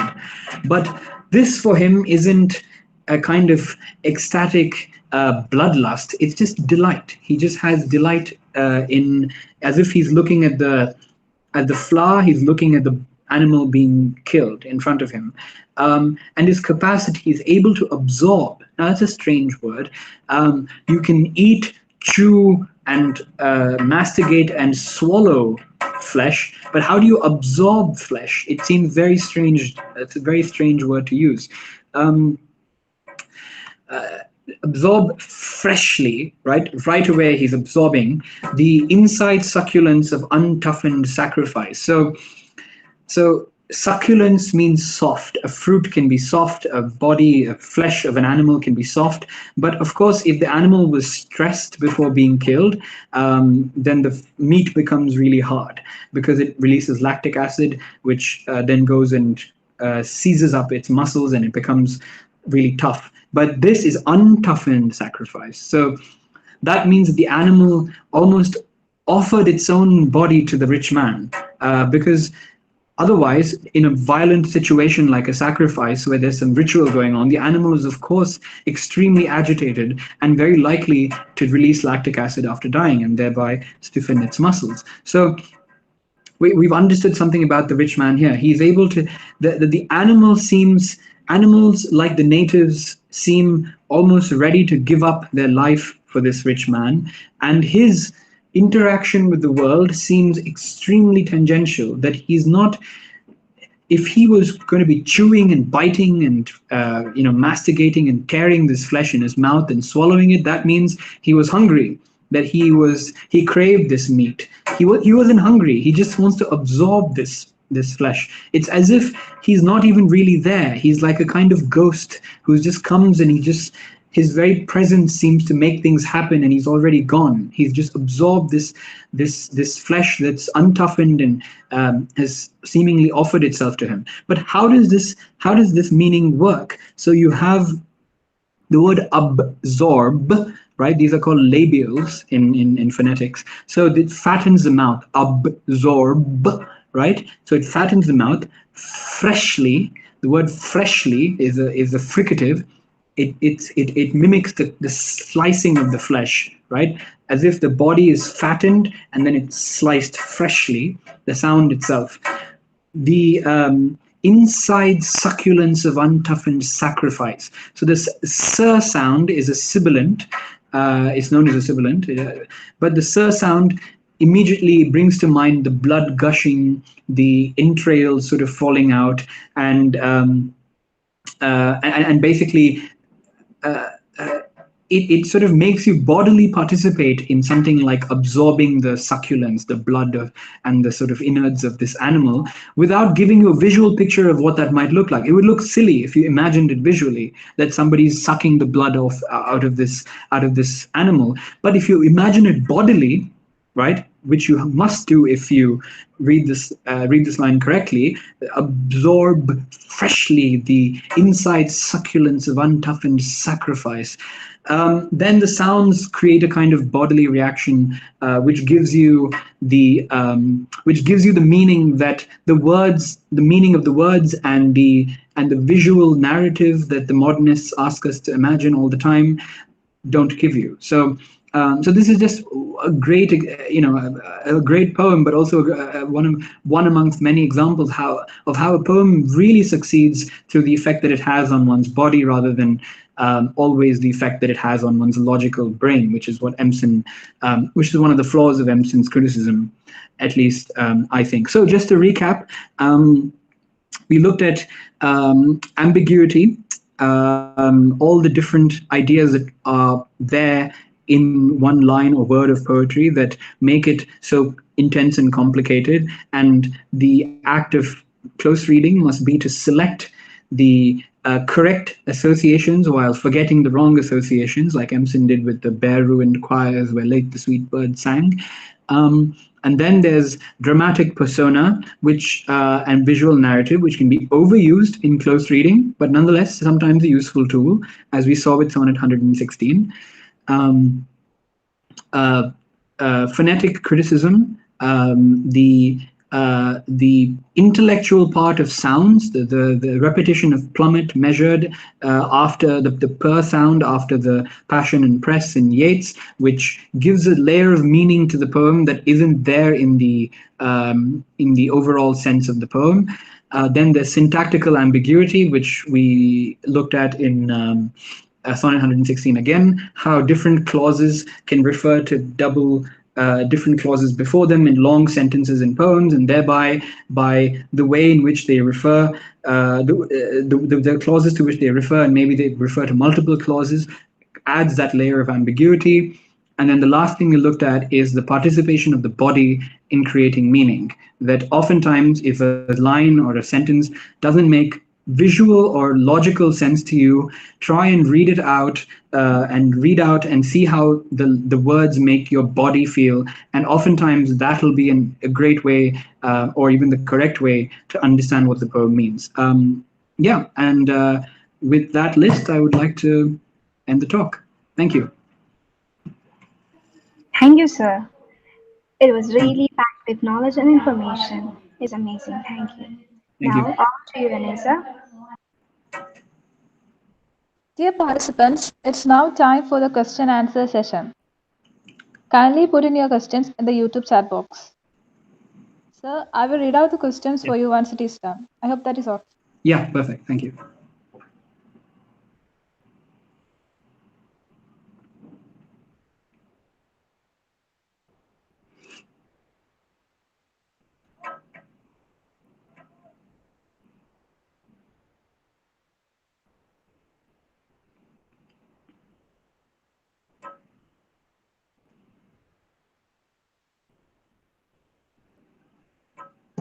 Sir, this question is from Appu sir. Mhm. What is your viewpoint and the relevance of practical criticism? Isn't it archaic and one-sided? Does it open multiple readings? And what will be the future of practical criticism? So answering the questions, thank you, Apusa, for the question, and answering it in reverse, I would say that I see a good future for practical criticism in that I think we've come to a stage where people are pretty much fed up of, innovation and intervention after intervention and changing of the guards from theory to historicism to empiricism. And people are arguing that we should go back to the text, we should go back to close reading. At least the book that I've just edited with Derek Attridge certainly argues that. That'll be out in January, so please look out for that and read it if you get time. That's what we're arguing for, and I think many people are in the discipline are currently arguing for that. The use value of practical criticism, again, I think it depends on how you define practical criticism. I think the new critical methods of practical criticism, that is to say the form that it took under the Southern critics in America, is a bit archaic, is a bit outdated. I still think that their seminal texts are really masterpieces that should be read, but some of their dogmas I don't subscribe to, like the idea that historical context should not enter the poem. I think historical context can be very important for poetry. The idea that the reader isn't important, that there should be an ideal reader. To some extent, you have to become a better reader in order to read the poem correctly.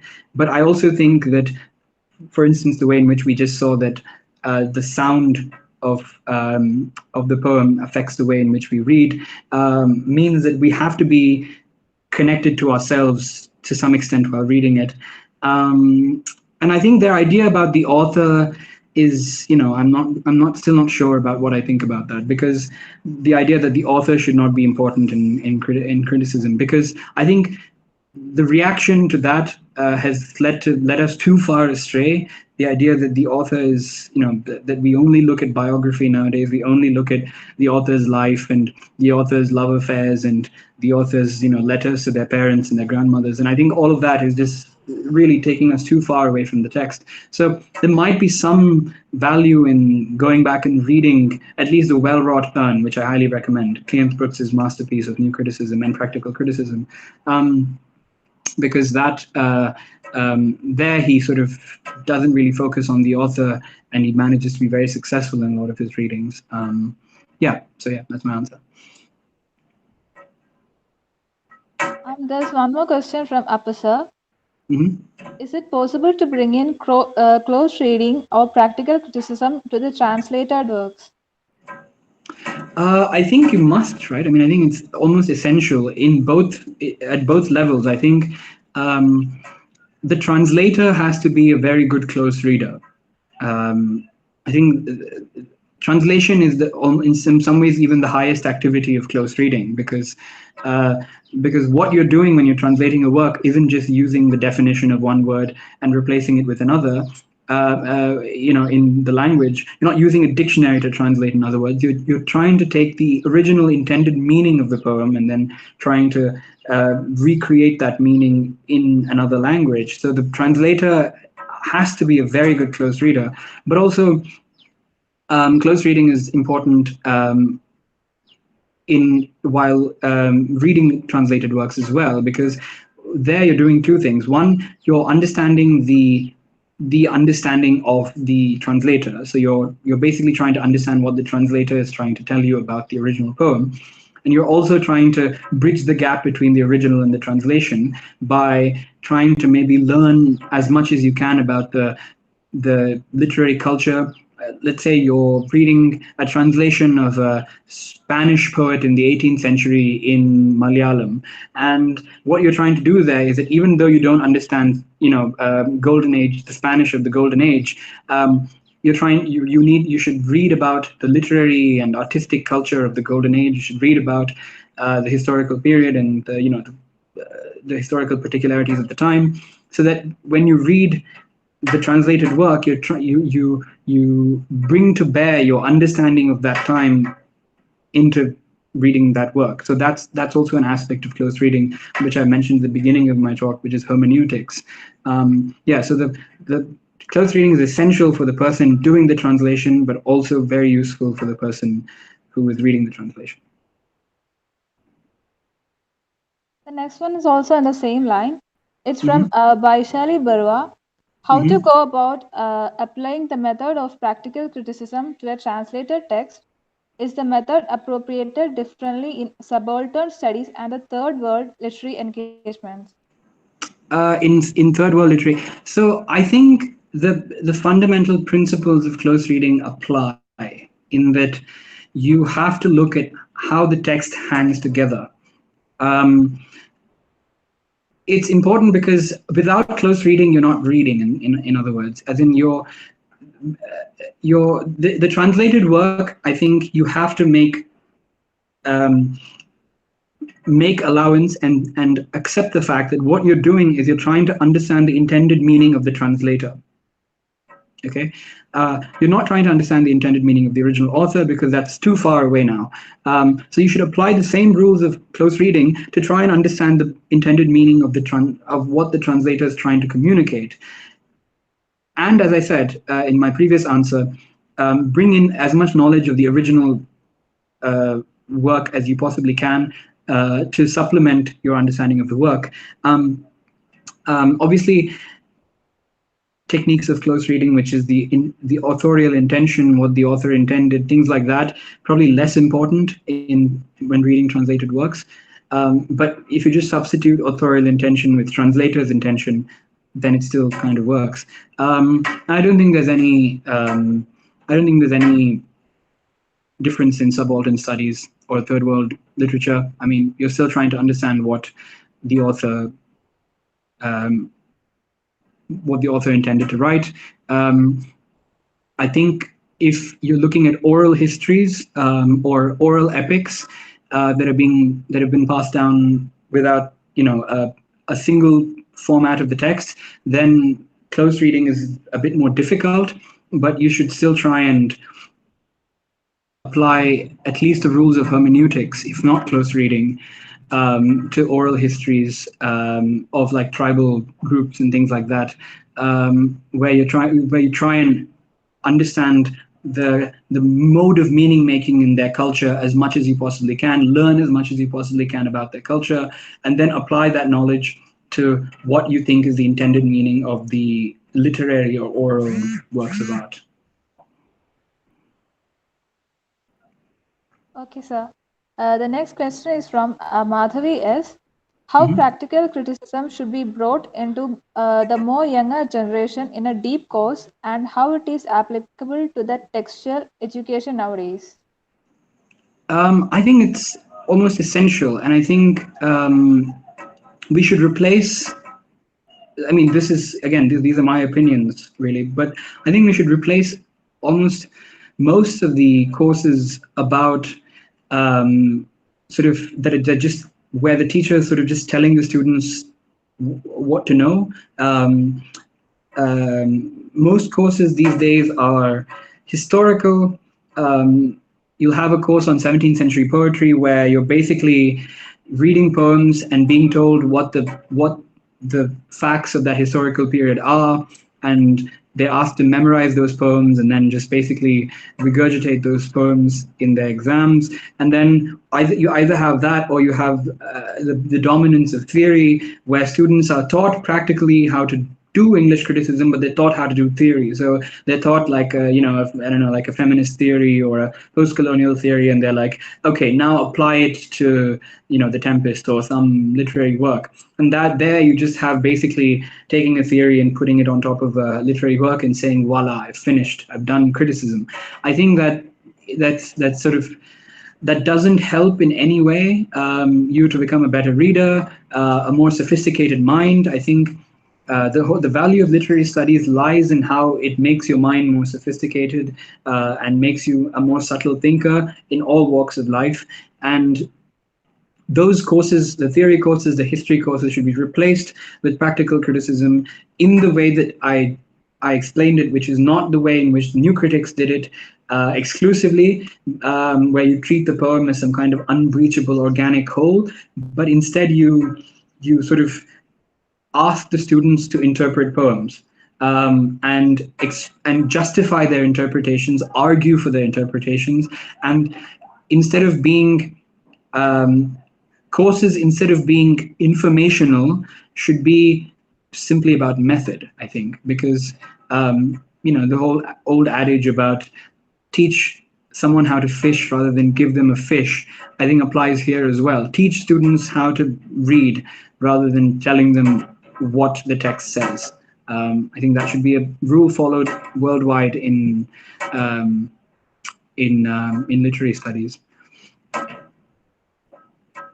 Okay, sir. This one's from Amita Vinod. Is in literary practical criticism in crisis, does new practical criticism seek to clearly separate literary writing from the broader society realities?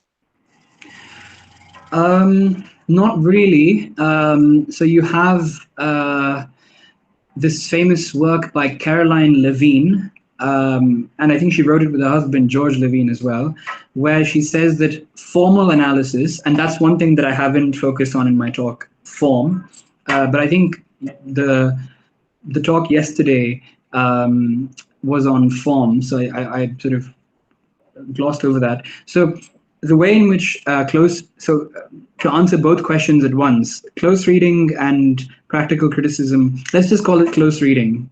Practical criticism is a bit, it becomes confusing because of its history. Close reading has again a complicated history, but I think that is more specifically at what we're getting at. Close reading is coming back, but it's largely coming back in the form of formal analysis. That means the attention to form rather than content. So instead of reading the words as we did today, the way in which close reading is coming back is by looking at the meter, the rhyme scheme, and the visual structure of the poem. So all these sort of formal structures that are there in a poem. I mean, the literary devices and all that kind of thing. And this work by Caroline Levine basically argues that the forms of literature are replicated in works of economics, in legal documents, in public speeches, in economic theories, all sorts of things. I am not convinced by this, I must say. I think that close reading is useful when trying to ascertain the meaning of a public utterance. Like if you're trying to listen to a political speech, close reading is always very useful, because if you're trained in the art, you can instantly see through what the politician is saying and look exactly at what he's trying to achieve by what he or she is saying. But as in terms of the technical severity of the art, I think it's wasted on public utterances. I mean, a really well-crafted work of literary art is what close reading is best suited to. It's, as I said, it's the skills you learn from it cross apply in public life. But I think the place where in university, the place where one must intensely apply it is literary works, because because literary works have been constructed and put together and molded by mind of genius, and with a very deep understanding of language, and you tend to get the most out of it if you're reading literary works. But again, this is only my opinion, and many people in the discipline will severely disagree with me on this. And if you want an opposite opinion to mine, read Caroline Levine. Okay, sir. The next question is from Sandra and Sunil.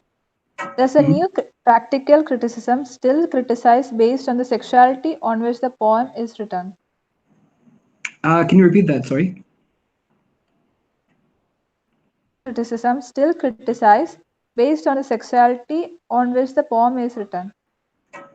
I'm not sure I understand the question exactly, because does it mean that it's criticizing the poem based on the sexuality of the author or the topic of sexuality in the poem, or I mean, it could mean various things, but I mean, I think the general answer to all of that is yes and no. I think I read out Paterson in the responses I was reading to Sonnet 116. I read out Paterson's criticism of Sonnet 116, which was entirely based on the fact that the poem is homoerotic. That it has something to do with gay marriage in a time when it wasn't allowed by the church. And I think, again, the legacy of theory is such that too much is made of this nowadays. I mean, has been made of this to the point where, whole works will be called gay works or lesbian works, when in fact there's a lot more to a work than just the sexuality of the author or the sexuality being discussed in the work. But it's something that was ignored for the longest time by the new critics in the 50s and 60s.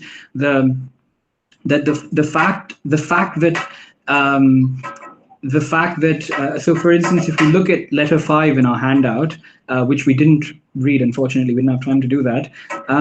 The final stanza, duality too has its principles. These lines grant me may invert to points, or paired poor grazing misses at your joints, cross you on painless arrows to the wall. This is an invocation of the image of Saint Sebastian, who was one of the martyrs in early Christianity, who you'll see a painting of him against the wall with arrows pointing at him and sort of holding him in place, and he slowly bled to death. This was a really sort of famous homoerotic image, in underground gay circles. He was like a kind of gay icon, Saint Sebastian. But this is, in early criticisms of Emerson's poems, it is completely forgotten. And I think the fact of this being a gay icon is somewhat relevant to the poem's meaning, and therefore it shouldn't be forgotten. But then the whole poem shouldn't just be about gay love. I think there's an important balance to be struck here, and that the poem will often tell you, poem or the novel or drama, whatever it is, it'll tell you to what extent the sexuality is important. If it's very important, it'll make it clear to you. So just follow the work and you'll be fine. Okay. The next question is from Samia Sarah Abraham. Mm-hmm. Sir, what are your views on close reading on concrete poetry? I think it's I think concrete poetry, it's important, but what do you think? As in, does it? I don't think it gives that much beyond the obvious. You can, if the poem is shaped like a butterfly, and if the poem is about a butterfly, as in the text is shaped like a butterfly, I think that's the famous example, the Herbert poem. Then it's just a neat sort of like reference to that. There are poems, however, where sort of it's hard to give an example without a really giving complex reading of it, but where the placement of words in the text and how one word is sort of diagonally opposite to another will come to have certain meanings, and that the body of the poem, the physical space of the poem, will make you sort of go back and forth to say, okay, this line needs to be modified by this line or whatever.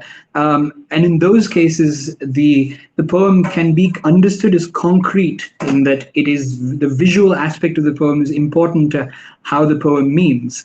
But again, you don't need to make special considerations for concrete poetry there. The poem, again, is sort of telling you that is an important aspect of it, and it's something you should definitely keep in mind when reading poems. Keep in mind the fact that the physical, if we had time to read letter 5, that's a great example of it, because you go through the poem and the 21st or the 20th line actually ends up modifying the 12th line. So you have one meaning when you read it for the first time, and then when you go to the 20th line, that creates an opposite meaning for the 12th line, and both meanings sort of circulate and then create a wholly new complex meaning. So that kind of thing is often done in modernist poetry and in your Renaissance poetry. So and then by poetry from South America, there are some important poets there who did it. But yeah, so there's nothing special that you have to keep in mind for concrete poetry, I think. But yeah, just keep in mind that there is do look out for the space of the poem, see if that has any bearing on the overall meaning. Okay, sir. The next question is, what are the factors that are important in practical criticism, life or context of the writer? And the next question from Suresh Desai also goes like, what is more important for practical criticism or a practical critic?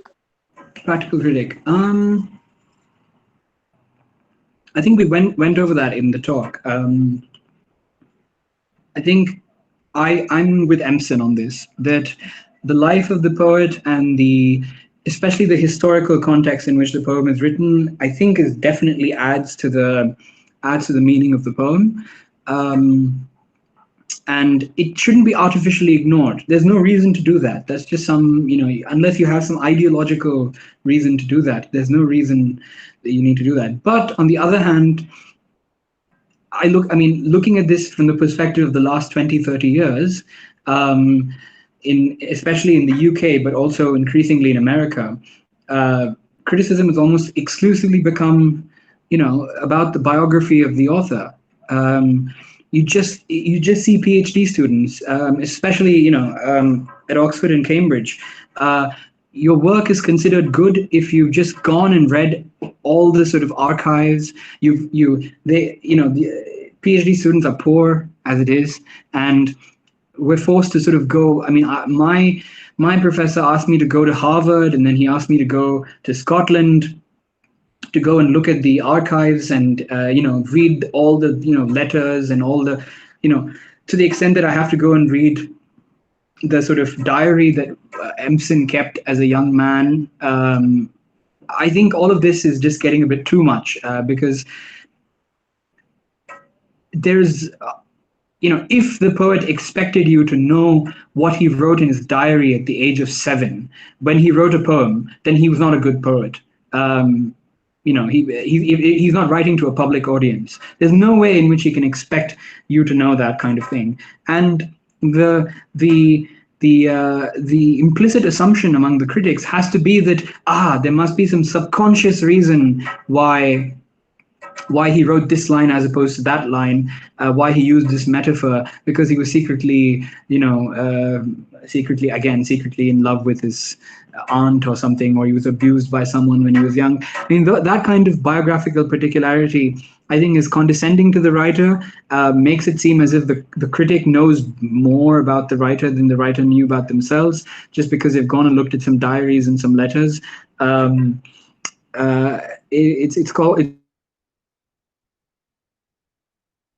Okay, sir. The next question is from Apu, sir.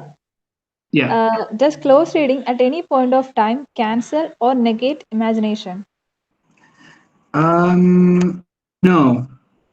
I think close reading is good for the imagination. It cancels fancy, I would say. If you have random associations with the word or a line that just take you on a completely different tangent to what the poem means, then that I would call fancy. And that's something that close reading cuts through immediately and says, what you randomly happen to think about a line is not important. What's important is the correct range of associations that are being evoked by the text itself. And there are, ways to limit the associations. And some of it, we spoke about in Empson's reading of Sonnet 73. And I would say that just like, if you play a game of chess, if you suddenly take away all the rules, you can surely do all kinds of crazy moves. You can make, the pawn go, 5 squares across, and that's a kind of sign of creativity, I suppose. But that definitely diminishes the role of the intelligent imagination, because your imagination is allowed to foster and become more complex and better under conditions of limitation. And I think the poem imposes clear limitations on interpretation, and those interpretations followed, those indications followed what we call close reading, I think is beneficial to the imagination rather than stifling it. Okay, sir. The next question is from Binu KJ. What is the status of meters in poetry today? It's, I would say, as important as it's always been. If you're interested in learning about meter, I would say go and read Derek Attridge, The Well-Weighed Syllable, and The Rhythms of English Poetry. Those are the classics, and they're still used today. Okay, sir. That was the last question. And our Yeah. question and answer session ends here. Thank you, sir, for hearing us out and making the necessary clarification. Thank you. Yeah, my pleasure. Thank you. Thank you, Vanessa, for that. Every good thing must come to an end, and as we approach the finishing line of the 3-day venture, my classmate, Ms. Safia B.S., will propose the vote of thanks. Over to you, Safia.